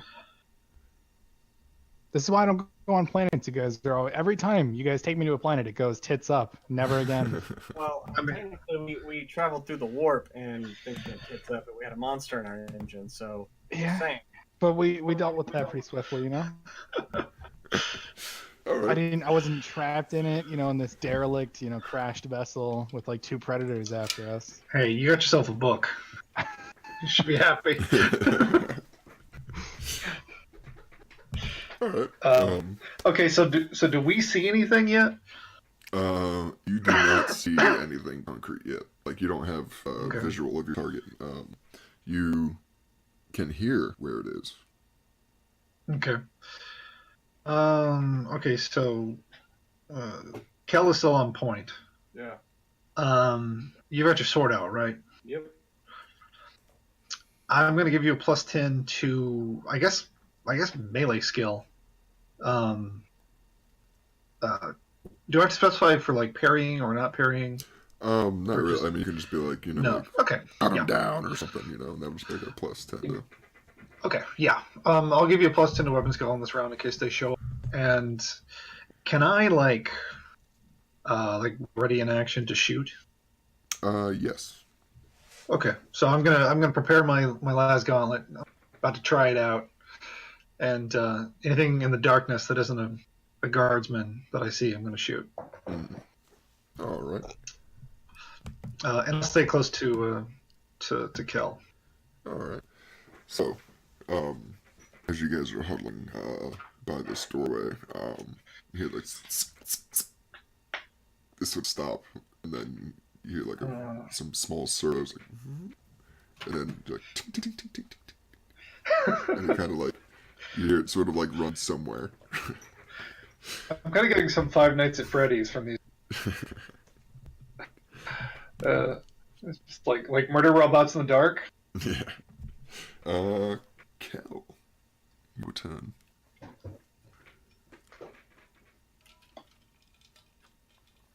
Kel. Oh, sorry. Oh, I'm sorry. My bad. You're good. I'm trying to multitask here. Okay, so we don't hear anything, or we don't see anything, but we hear it. Yes, and you heard it. It was approximately 20 meters to your right is where you would have pegged it with your ears. Now it's sort of, it seems to have taken off. Like, I mean, you heard it sort of like run, probably almost right in the direction that you're facing. So it kind of just like took off, just off into the darkness somewhere. You can't hear it anymore.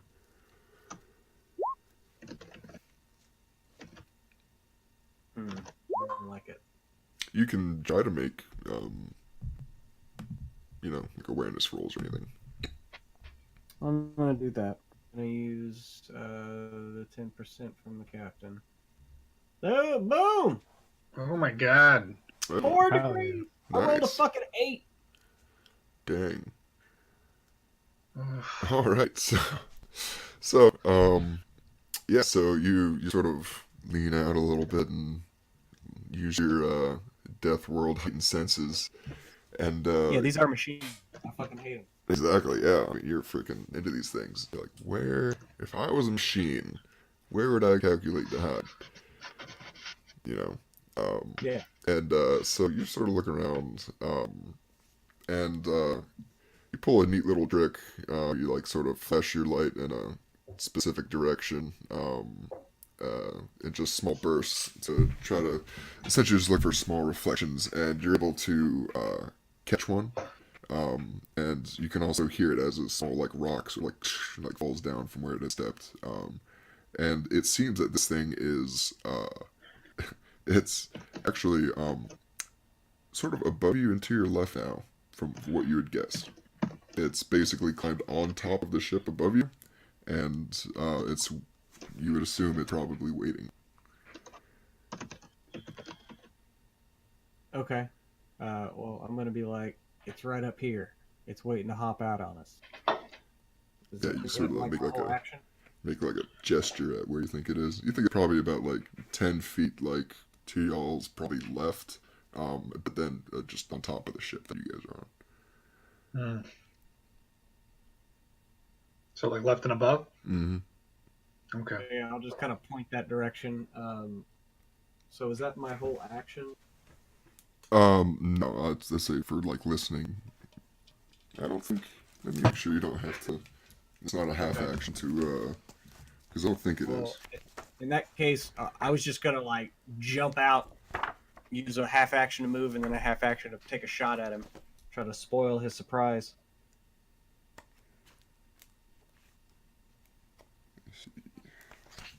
If possible. Shit, this ship combat. I am very. I'm almost 100% sure you can. I'm just making sure. That we're not going over our economy here.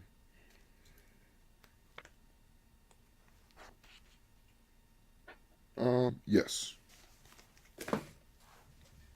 Alright, so you just going like straight out or trying to. I'm gonna do like a fucking anime like jump and so I can just like the second I clear the door, just take a shot as soon as I see him. Nice. Alright.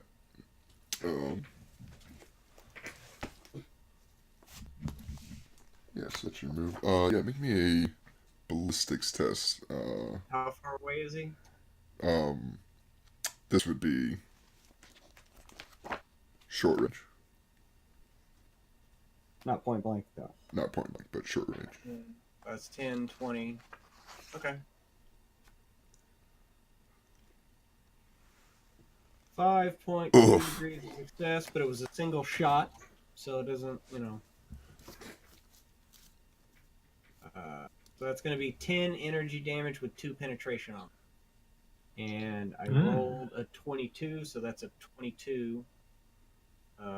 So that's going to be in the left arm. All right. Catch him in the shoulder. Man. All Well, right. it has stabby arms, so that's good. Yeah. Yeah. So give me a description of exactly what like Kel sort of does here and tags him in the arm, like exactly how you want it to play out. He basically just took kind of a 5-step running start, just a couple steps, and then just like dove parallel with the ground and just comes up and just shoots this thing, and he's aiming for center body mass, so he just maybe just catches him in the shoulder, but it works out because hopefully it blows his arm off. And then he's basically Kel's just gonna like hit the ground to keep moving. All right. I like it. Let me calculate this here.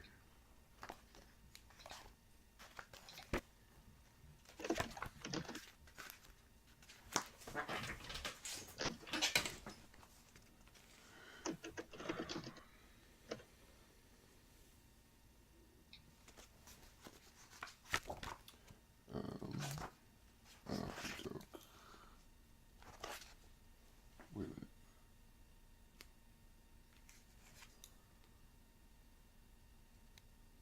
Okay.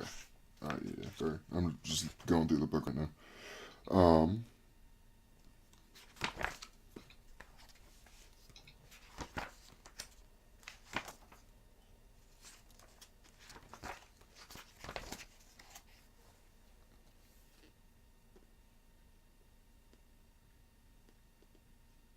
All right. So.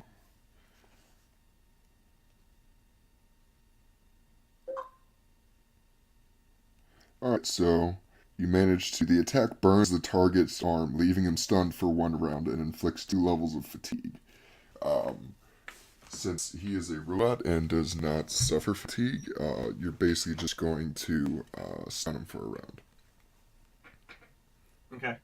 So, yeah, you just turn around, bam, blast this thing. His arm doesn't completely come off, but you can tell, like, that's you growing up with, robots or whatnot. They sort of like to think logically, and a leaping tuck and roll blast was not a logical move that it had been expecting. So it, you sort of heard it and stunned it. Be unpredictable. Walk without pattern. Exactly. Robots and worms. They think the same. They have tiny little brains. So yeah, I'll yell out like, "It's stunned! Move out and attack!" And Yeah, it sort of like reels back and we like a kind of like mechanical screech. Do I see it yet? Yeah, like this thing. Anybody who's like moved outside, like this thing, it's kind of like blowing sparks are coming out of like one of its arms. Could I take my ready action? You do have a reaction. Yeah. So how does more than single fire rate of fire work? Like, let's say I want to, like, nervously shoot at this thing 4 times with my rate of fire 4. What does that mean? So that basically means a semi-automatic is a full round action. Yep. Okay. And reactions are not full round actions. Let me. I mean, it's up to Rain. But Yeah, but I'd I'd be surprised. Yeah. Yeah. So maybe I'll just take 1 shot then. But I think you just have to move out there to actually be able to see it. Mm-hmm. Oh, got you. So, as in, like, I can't see it from where it is? Yeah, because we were right at yeah, the if you're still in the doorway, jumped then out. no. Okay. Well, don't worry about it. Then it can be... reactions can be used, like, yes. Reaction, this is exactly how it says. A reaction is a special action made in response to some event. So it is a full action. Oh, it is a full action. Okay. But I still can't see it, so Right. not a big deal.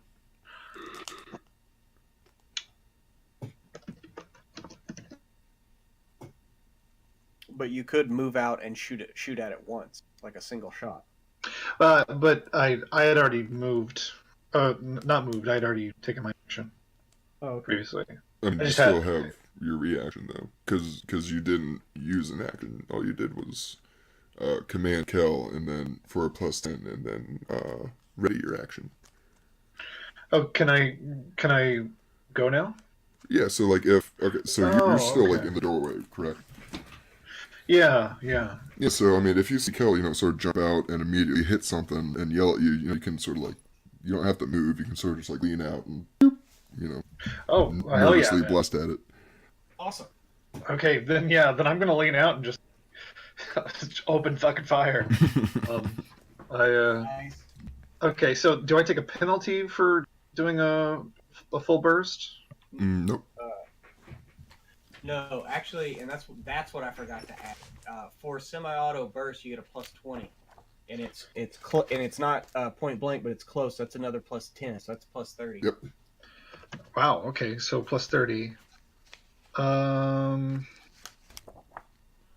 How with a +30? That's how. Okay, so Yo. I should. I do, but I like being alive, and if one of these things It's true. Oh, yeah. didn't get a wound, so I shoot around it. I probably illuminate the area, since I'm using lasers, Yeah. I give them a laser light show. Yeah. Alright. I'm sorry. Sorry for future reference. It's only a 10% bonus. Your ballistic test with the semi-auto burst. Okay, so it was +20, so it was even worse.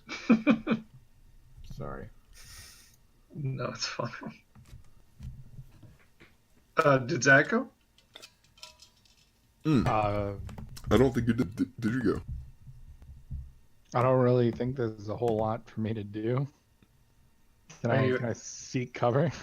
Oh yeah, you You're can. in cover. You can retreat deeper into the ship. Yeah,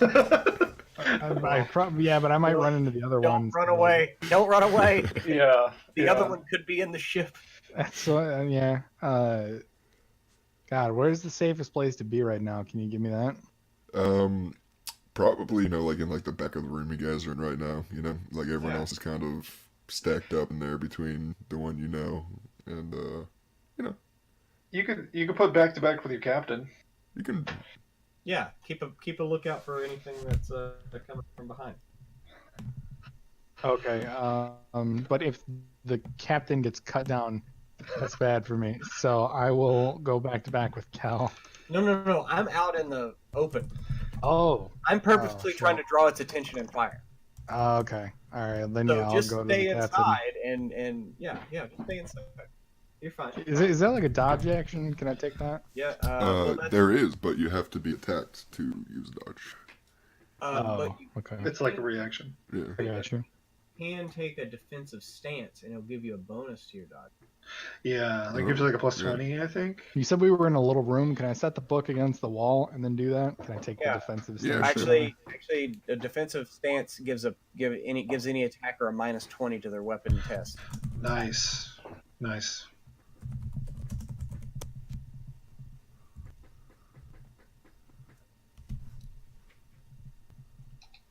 I can't wait to cut this thing's hands off. Hey, that's like a weapon all in its own right. You cut its hands off and then like make like gloves out of them or something.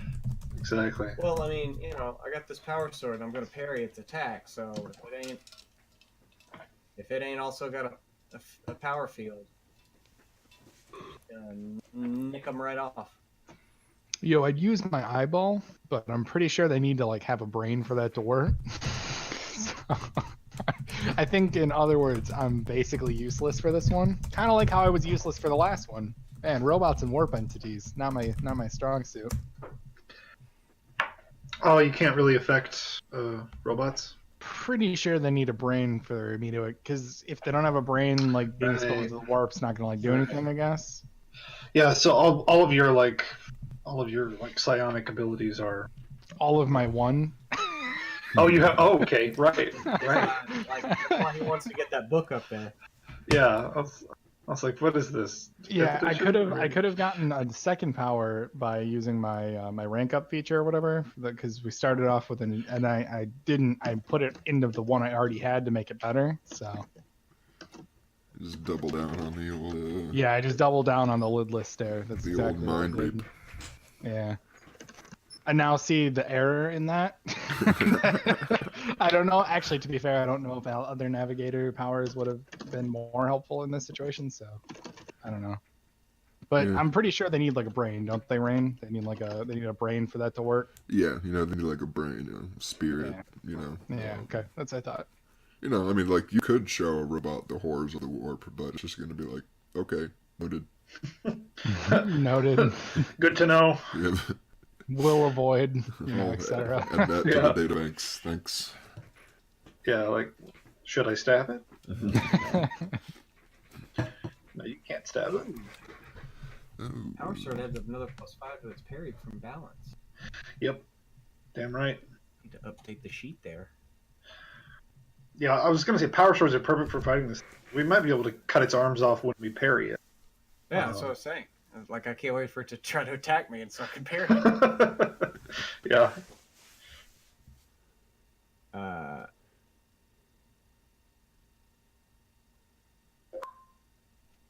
So it still just gets since it doesn't. Yeah, it's just defensive minded, so you still just get a +10% attack. Looks like Solar's gonna shoot from cover.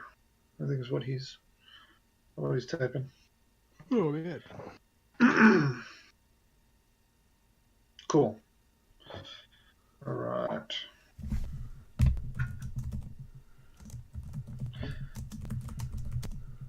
Oh wait, no.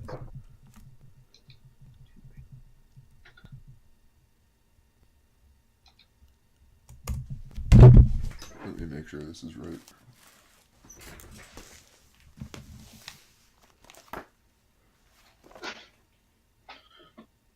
Oh my goodness. Cat is sneezing.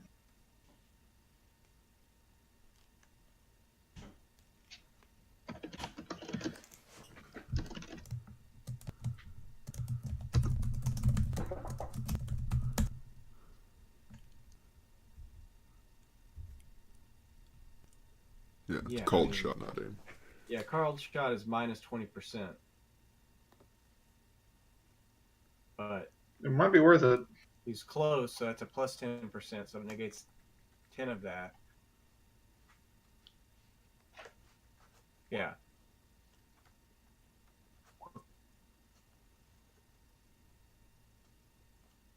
Right.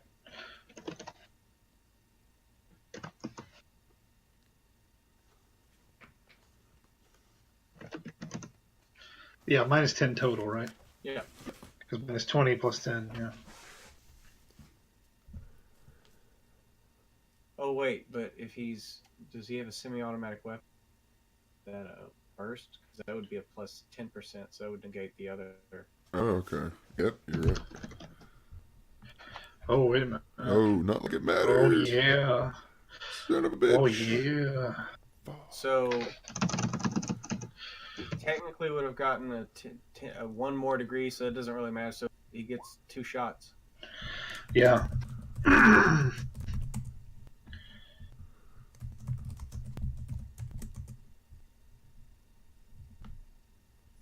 Yeah. That burst fire. Yeah, he's trying to take out one of its legs so it stops moving. Yeah, I think with the burst fire, it goes leg, body. He's going to cripple it begrudgingly.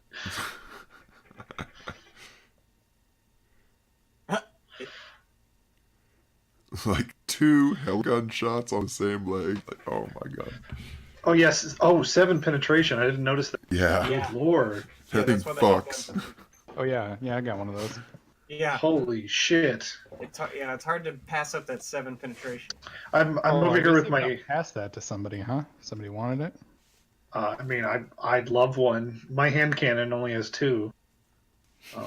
But, you know, if one of you guys can use it better... Because I only have like a 33 ballistic. Like, I'm better at melee than I am ranged. Yo, Cal, what are you rocking with your other pistol besides the RKO attack or whatever? I got 2 bolt pistols. Might just give you my hell cannon, my hell pistol or whatever. Okay. I mean, I'm okay. I mean, you should use that. You should blow things' heads off. Fun. You'll like it once you do it a couple times. I mean, he's right. Alright, so, Don't be scared to use it. so, you guys see Solar sort of like shuffle his way forward with his big hellgun backpack and just sort of like shoulder up and then and just blast 2 massive holes that basically just make this thing's leg just like slags right off. Hell yeah. Is it still functional, or is it done in? It's not done in yet, but it is, it's pretty effectively crippled. Oh shit! It's also stunned. It is also It stunned. is. Oh, so I mean, we should be getting like, I forgot what the stun condition does. Probably like a Oh, plus yeah. 10 or something. Oh, yeah. Actually, I think I want to say it's a plus No, 30. it's more than that.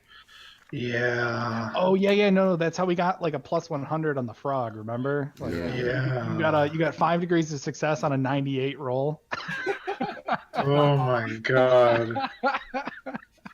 Technically not possible. That's a jam. Yeah, technically it should be, you know, fucking, but, you know. That's fucking beautiful. Make it happen, Captain. So that means he should roll more damage then, yeah? Because more shots hit? Technically.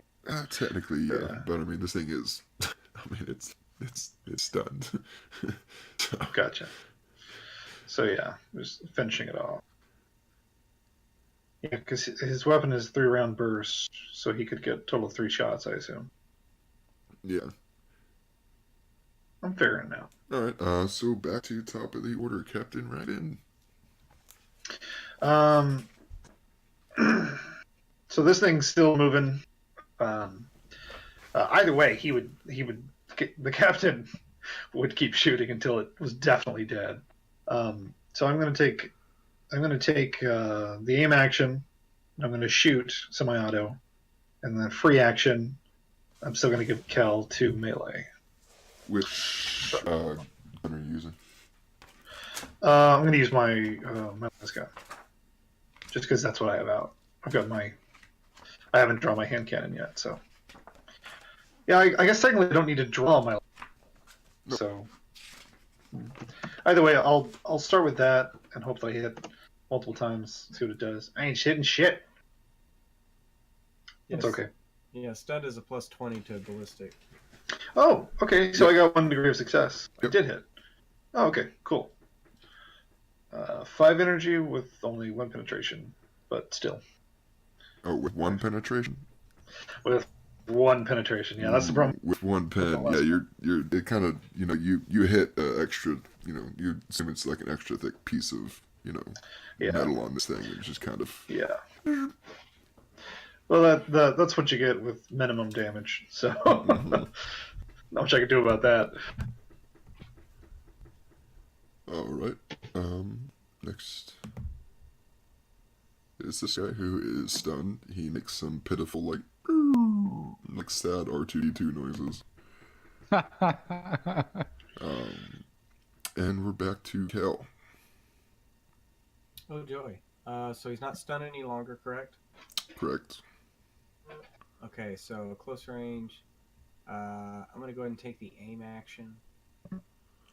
Also, make me an awareness test as well. What's that?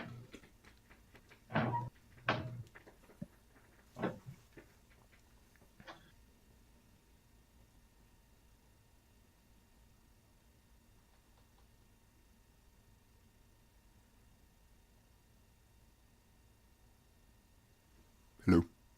Hello? Oh, what? My turn? Oh, no. I was, I don't know if you heard me. I was looking for a, awareness test from Pruitt before he hits. Okay, yeah, you're dropped. Sorry. I All right. failed. Go ahead with your attack. Okay. Unless you want to redo that. Yeah, I don't know. The hairs on the back of my neck are, so I'm gonna re-roll that. And I'm using. There we go. Fate point well spent. Hell yeah. You hear some more like tink, tink, tink, tink, tink, like really fast. Coming from, you would assume further down on top of the ship. Okay. But like at a glance, I can't see it right now. Can't get a visual, but you can hear it. Okay. Well then, I'm just going to. 10, 20. Okay, I'm going to take the aim action, just the half action, to give me another plus 10. So that's 10, close range is 10, my laser pointer is 10, so that's 30. And I'm going to do a called shot on this thing's head. That's a plus 10 to hit. Okay.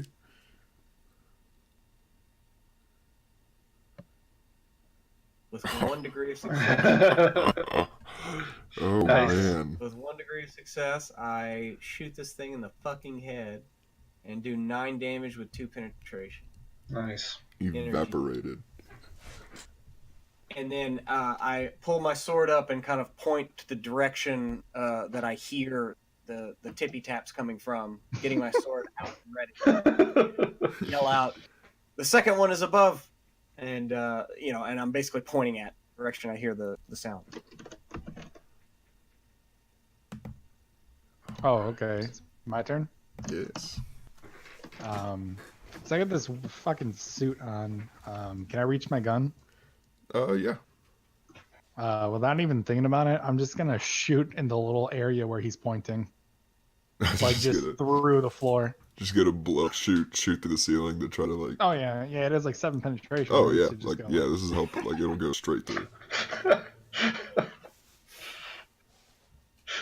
Just like shooting in the general direction of this thing. Let's see, what is that? That's a ballistic skill. Yep. Do I get a +10, or is that not how this works? Nah. Okay, so then I just roll it then, right? Mm-hmm.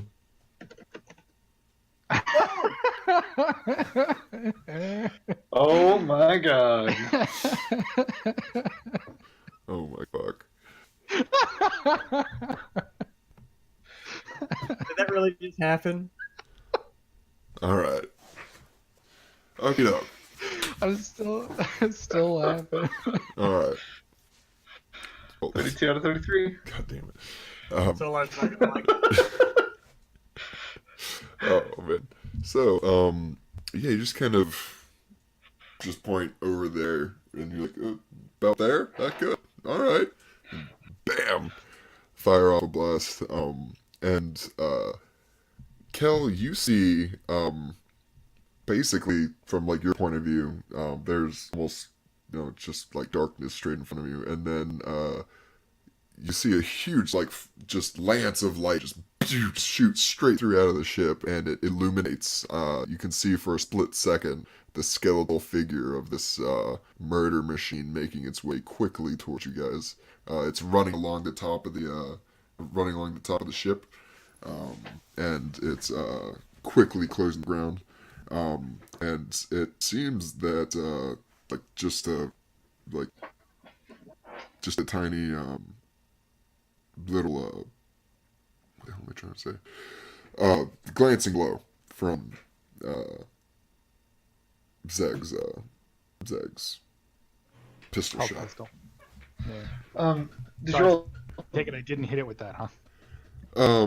You That's totally fine if I did. yeah, you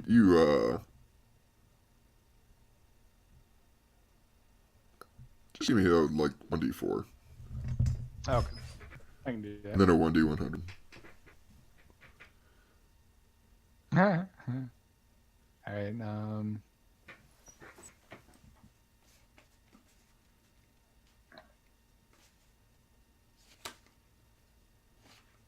Took that sick 1 damage, guys. Oh, Leg. Unless there's like modifier to it, I'm not actually sure. Like what the Yeah, so so it's inaccurate, but you managed to take a small chunk of metal off this thing's right leg. Oh hell yeah. That's teamwork right there, guys. Hell yeah. And it's and now Kel got basically a flash of exactly where this thing is. Boom. And I point right at it. well, I'd like to think, Zach, that you just kind of use some like ESP shit. You're just like, oh, there. Now I see it. It's possible. What if I told you I had foresaw all of this before we came in? I mean, frankly, I believe you after that shot. Yeah, so Solar's turn. Yes. This is I guess you could call it suboptimal. Having one person go through freaking text. Yeah.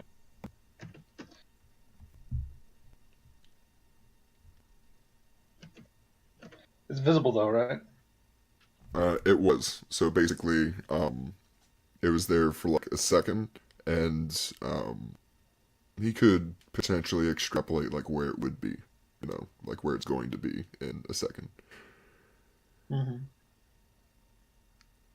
And it also confirmed that yes, this is exactly another one of these. All right. Well, at least we got the other one, and How do we know this one's actually dead? I mean, what if all the components in its head were just aesthetic, What if it's like CPUs like in its body or something? Hey, I've killed a lot of machines in my day. Pretty sure that. Just the one critical design failure is the head is always the crucial part. Right. Critical design failure in man is a Should we heavily armor I the feel engine? you. Nah, put it on the head. Yeah. All these abilities, talents, and one bullet through the brain pan. That's it. That's it. Lights out. game over, Yeah. man. Game over. You know, if I was designing a killer robot, I would put its like, now I'm stronger now device inside of its head. Oh yeah. Because every robot has that. It enacts its fail-safe void shields. Yeah, exactly. Shoot in the head and it's tougher. Mm-hmm. Violates every video game rule ever.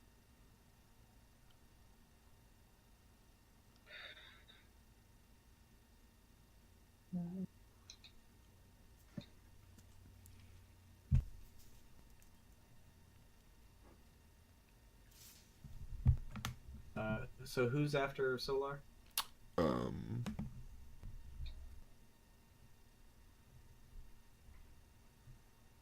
Him and his servo skull, right now. Oh no, I'm saying who's next. So, I think he's still attacking. Yeah, there he goes. Oh, Whoa! dude. You get on the money. Yeah. Damn. Holy crap, he did, didn't he? All right, so you hit him Yeah, what's that, for minimum location? damage, but well, 9, is that, let's see, 94. 59, so 95. So 95. Right leg. Right leg. Son of a bitch! So both legs. Like that's the one thing. The weakness of these things is their legs. And their head too. Or don't forget the head. Yes, leg then head.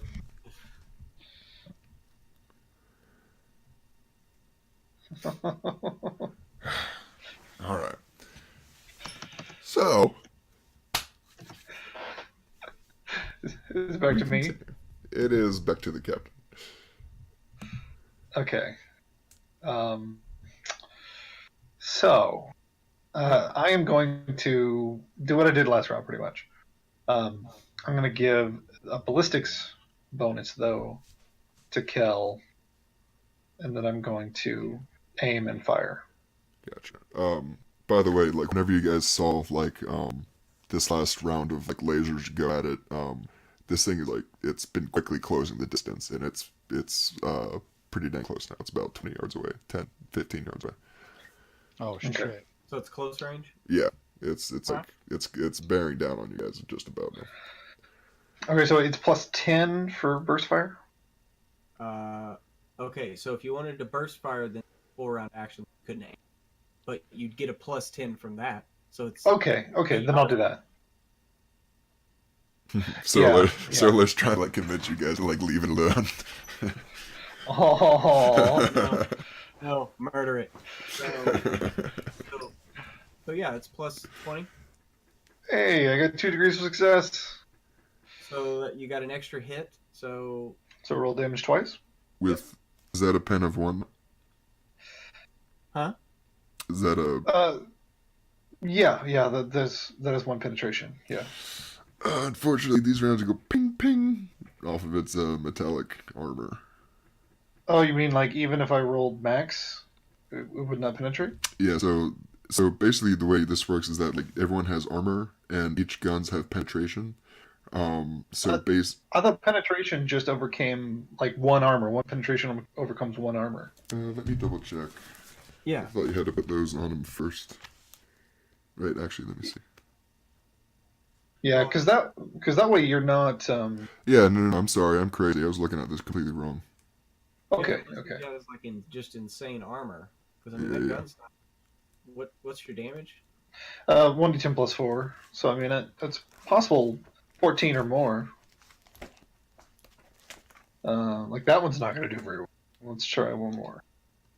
That's barely better. Maybe I got past its armor. Maybe. So let's see.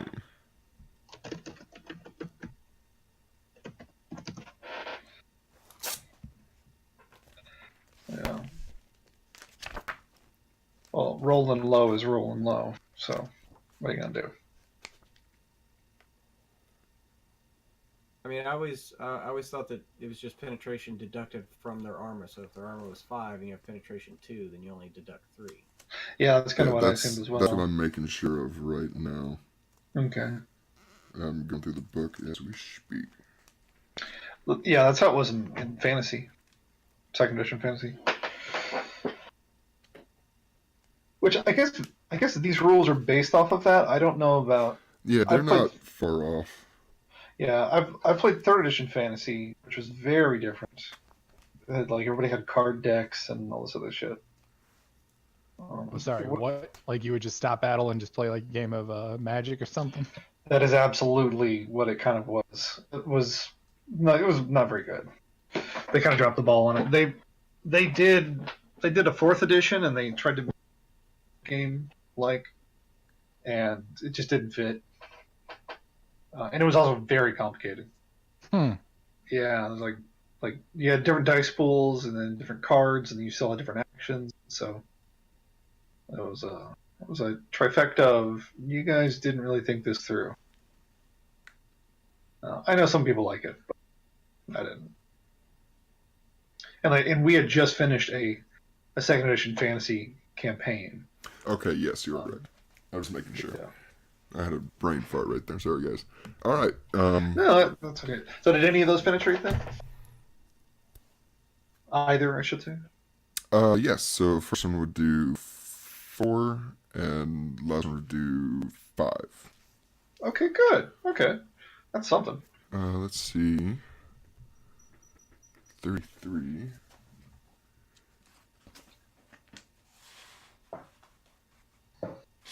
Oh, so you just body this guy. Yeah, both rounds nice. slam right into his chest. And actually, it's made a bit easier now to sort of track him because the holes that were sort of left in him by the hell gun are still like glowing brightly with heat.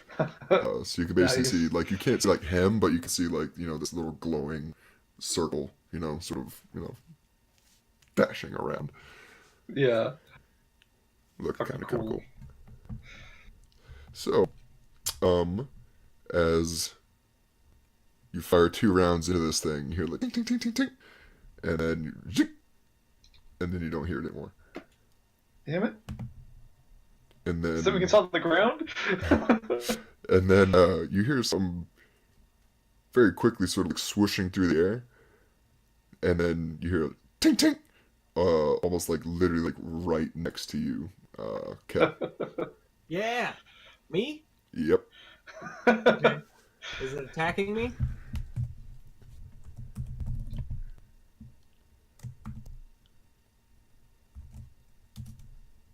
Is it attacking me? It is. Please let it attack me. Well, I mean, I can't wait to use my new power sword. Oh, hell yeah.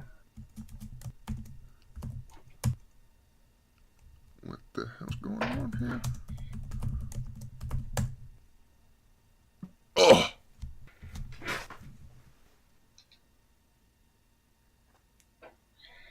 Oh my god.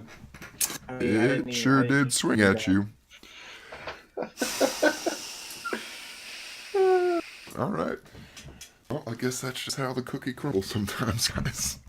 With your fucking Archaeotech fucking murder servitors are just shit. Didn't that happen? Didn't that happen also with the warp entity? Yeah. Like Oh, twice. Like, Just as like, man. like that can be really frustrating as a G to like roll shit. It's just fun. Like, Alright, so I assume you're parrying. Yeah, but it didn't hit me, so I didn't technically parry it. Yeah. So, you know, this thing tink, tink, lands up true. next to you with hold on a its... second, guys. I'll be right back. Oh, no. So is it my turn now? Not quite yet. Oh. See, I'm not used to the logo. Like,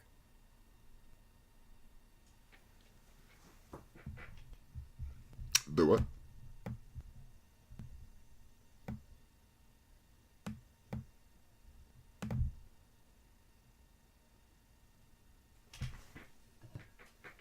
The pictures are tiny and I can't tell who.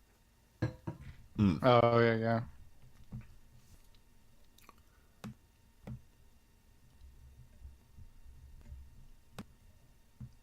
Yeah. Like that. Or maybe that's something you have to adjust on your own. I don't know if I can make that any bigger for you.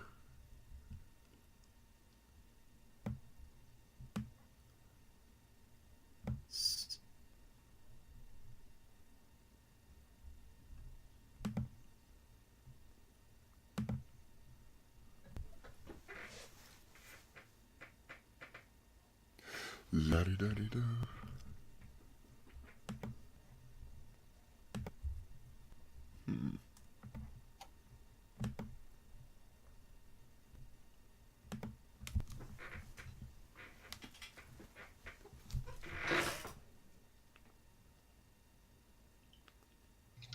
Yo, where are we on the robot murder? There we are. All right. So that was, you feel a rush of cold air as something swipes right by you. And then, oh my fuck. You feel another warm of, swash of air as this thing fucking can't do anything. All right, now it's your turn. I'm sorry. So, I mean, like, do I know it's there? Is it like right there? Oh yeah, like this thing. You like heard it like ting ting ting. It like disappeared for a second and then whang. Yeah, like, yeah. like something audibly like right next to you. Like you don't need to see it perfectly to this thing's right on you. And then it's I'm gonna do that. I'm gonna do that fucking thing where I just like swipe behind me where it was without looking. You know, samurai swipe. And I'm gonna roll the dice on this one. I'm gonna do an all-out attack, full round action, and I can't dodge, but I get a +20 to my weapons. alrighty. And you gave me +10, right? He did.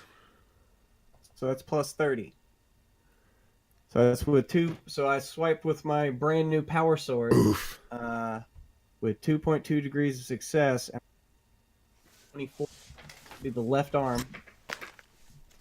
And let me. Where's my damage? Here it is. 1d10 plus 5 penetration. So I did 16. Okay. Goddamn, son. Wait, how did I do? Oh, because I rolled a 10, and it went ahead and rolled the extra die. Oh, that's beautiful. That is super neat. That's Yeah. Okay, so 16 damage with 5 penetration.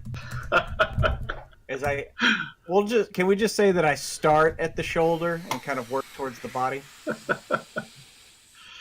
All right, so this is sort of what happens. So you sort of turn around, and you swipe at him, and he brings his sword up to parry yours. And then you cut through it. And yours goes through it like fucking butter.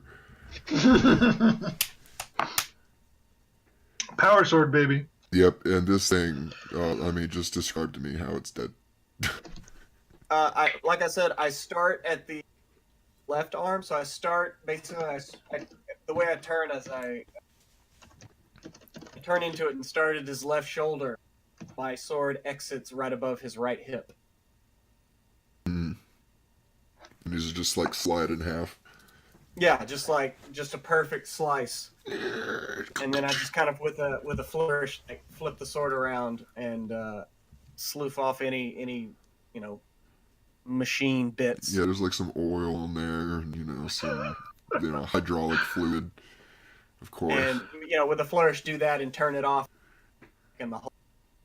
Oh hell yeah! You just pulled a fucking ninja. Is what you did. And then as I do that, I'm doing a back spin, or I'm spinning my gun in my hand and putting it in the holster. Just another easy day, boys. Yeah. All right, let's get that book out, Zach. Come on. Oh, is it over? As far as you guys know, that's over. Hey guys, I gotta go. Right now to go get food. It's been fun, and I'll catch you guys in the chat. Okay. All right, cool. Excellent, guys. Loving it. All right, great having you. Yeah. Let's see. How do I disconnect? Oh, there we go. All right, so for the rest of you guys, yeah, this actually does seem like a pretty good leaving off point. It's not bad. Yes, you guys managed to bring down these ancient mechanical horrors with a little bit less wounds taken than we probably would have been planning on. But hey, awesome, great stuff. These guys just they didn't calibrate their sensors before they went into battle, you know. Yeah, I wonder how many of our guys they murked though. It feels Yeah. bad. Can we at least get up to the surface and check out our guys before we leave? Oh yeah, so yeah, you know, you guys you walk around this cave down here, and obviously you find the remnants of the last two guys just sort of like butchers, like scattered, look like like a 12-year-old with like a fucking meat cleaver, just like going to town on some like some fucking pork, just flinging it everywhere, not a care in the world. And then you guys head back up the chute. You still have all of your equipment attached up there and repelling gear and whatnot, so it's not hard. You get back up there, and you find the remain of one of the guards, and he had been eviscerated. But it sounded from the reports of the other two, they managed to basically, like, it had sort of like come out of this hole, like, grabbed a dude and just like fucking tore into him, and then the other guys basically were able to like drive it back into the hole with like their less gunfire. And that's essentially the story you get from them.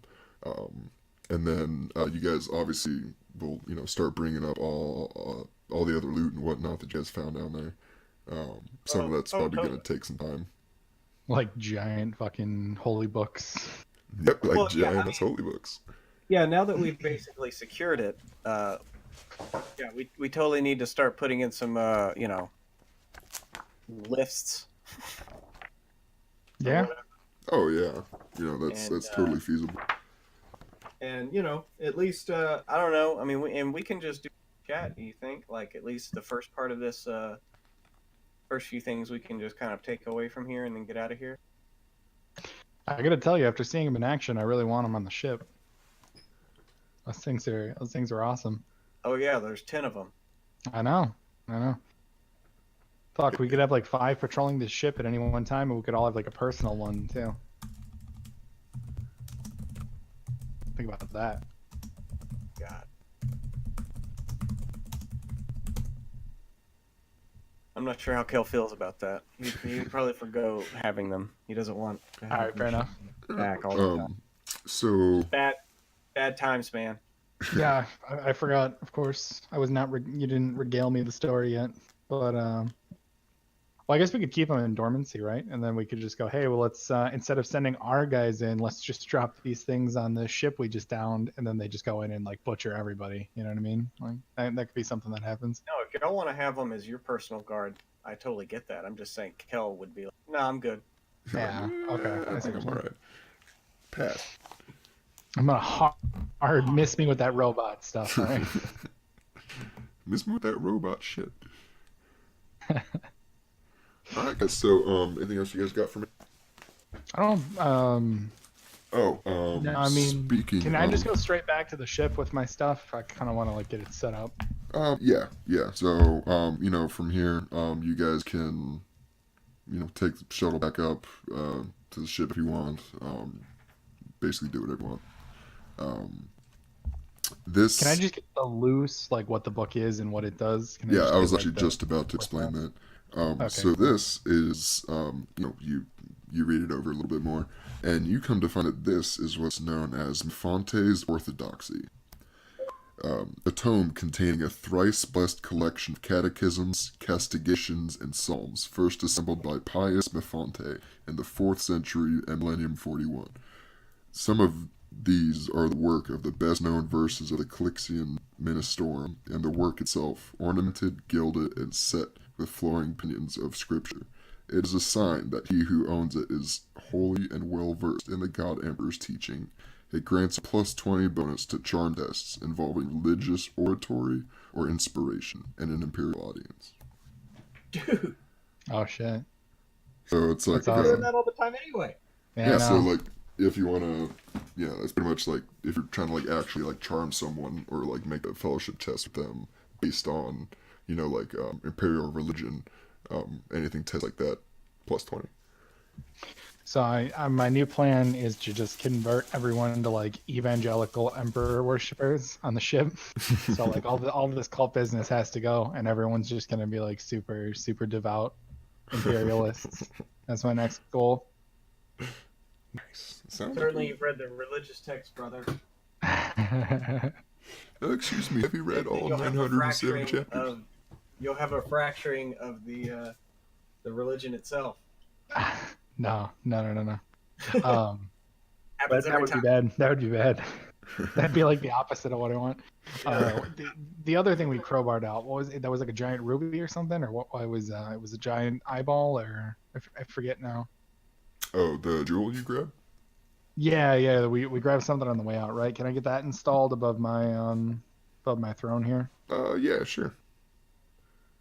Yeah, you can play that in there, get a nice little, It's purely ornamental, right? yeah, Like, yeah, get like a nice, it's just like, imagine like a huge ass ruby that's sort of in like the shape of an eyeball. It's got like an inlaid gold, like iris in it. You can install it over your door, in your room, or, wherever. and I don't want a little pedestal next to my throne where I can set the navigator's like skull. So Oh, yeah, I forgot you took that, Yeah. Yeah, I'm gonna consult it for knowledge and stuff, like ask it questions and Pretty things. freaking metal. Yeah, like people walk into my room and I'm like kind of like scraping my nails, like like or almost like petting it like a cat, and I'm like whispering to it. Oh, I like it. That won't So, freak her out at all. So before we head back to the ship, actually, Kel would call for, 50 men on a, or no, the transports can carry what, 20 or 30? 30. 30. Okay, so 30 men head this way on a transport, and because we got a whole regiment, we got to start outfitting. So I want to get as much out of that armory as we can before we leave. Gotcha.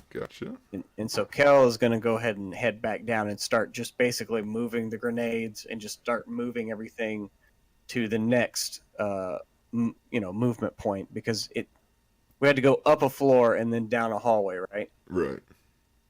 Okay.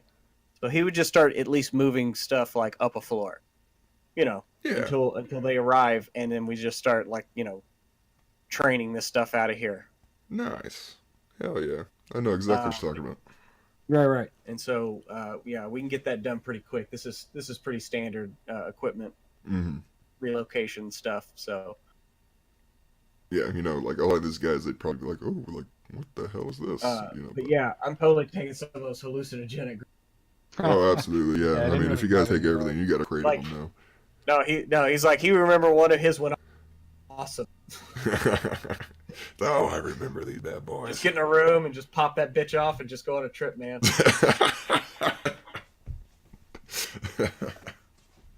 Oh man, in one of our last games, I was playing an arch militant on one of them, and like we were like in the middle of a meeting, and the dude started like being rude to our captain. Such as like, oh, I'm gonna roll to like sleight of hand, like just drop a hallucinogen grenade in the room.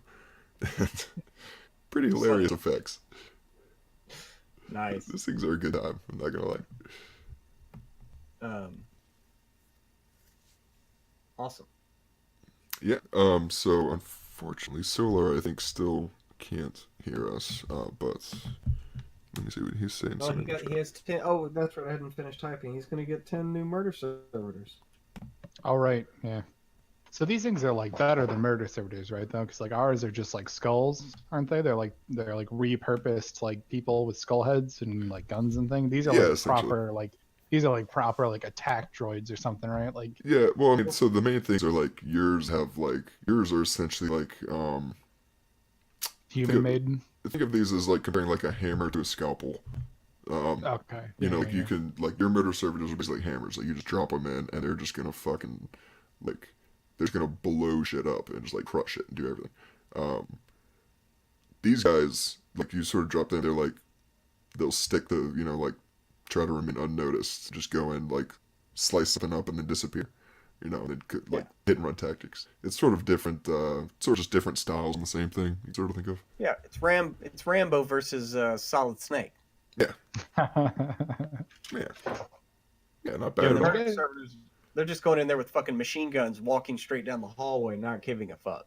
Yeah, that's Having probably the best description of comparison I can make between them. Very good. hell yeah. Yeah, I'm glad we got these things. They're pretty rad. No mechadendrite though. Oh, he did. He got that, and he got his arm. Oh, did you get the mechadendrite? Yeah. He did, Oh, okay. yeah. I forgot. And it's a Medicaid one. Oh, like it heals people or something? Yeah, it's sort of imagine like a giant ass third arm that comes out of your back, but instead of a hand, it just got like a bunch of like needles and like sutures and scissors and injectors. That's pretty sweet. All sorts So of just horrific little things. like plasma, little like plasma like caster or something to like seal up wounds, just like seal your wounds all closed. that delicious stuff. That's pretty badass. Not gonna lie. Yeah, I'm pretty stoked on it. And it says you can Yeah, actually like straight yeah. use them as weapons. Those bracelets were pretty rad too. Just like shoot lasers out of your hands. Yeah, Yeah, I like just- I like introducing some more like exotic stuff into the game. Just because like you guys are essentially on a rogue trading ship, which is like the best possible outcome for like this entire universe. And you guys are like wealthy on a level, like even though you guys aren't like the most powerful rogue trader, you're still like light years more wealthy than most people. So I like bringing in a lot of stuff that maybe people haven't like heard of before in this exact galaxy, or things that are just particularly more interesting than just gun. That's just me though. I feel like it sort of fits the style a little bit to have a bit more like exotic stuff. Yeah, no, I'm with you, man. Yeah. I like Power the swords like is the- fucking cool. Researching. Oh yeah, and also like you guys do your homework on any of these even stuff from like outside other books. We probably won't do anything from like from anything outside of maybe like Into the Storm and a couple of the Rogue Trader expansions. But I'll post a link to like there's sort of like a master armory list. And then whenever you guys come back to like actual ports, you can look through those and basically try to acquire those on your own time. Cool. Let me look through that right now, actually. Here we go. Yo, did I hear that those bracelets have 4 attacks or something? That's pretty awesome. Didn't somebody say they had like the highest rate of fire out of any other weapon or something?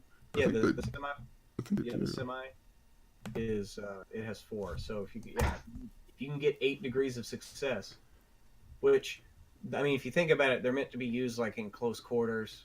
Right. Right. You can get that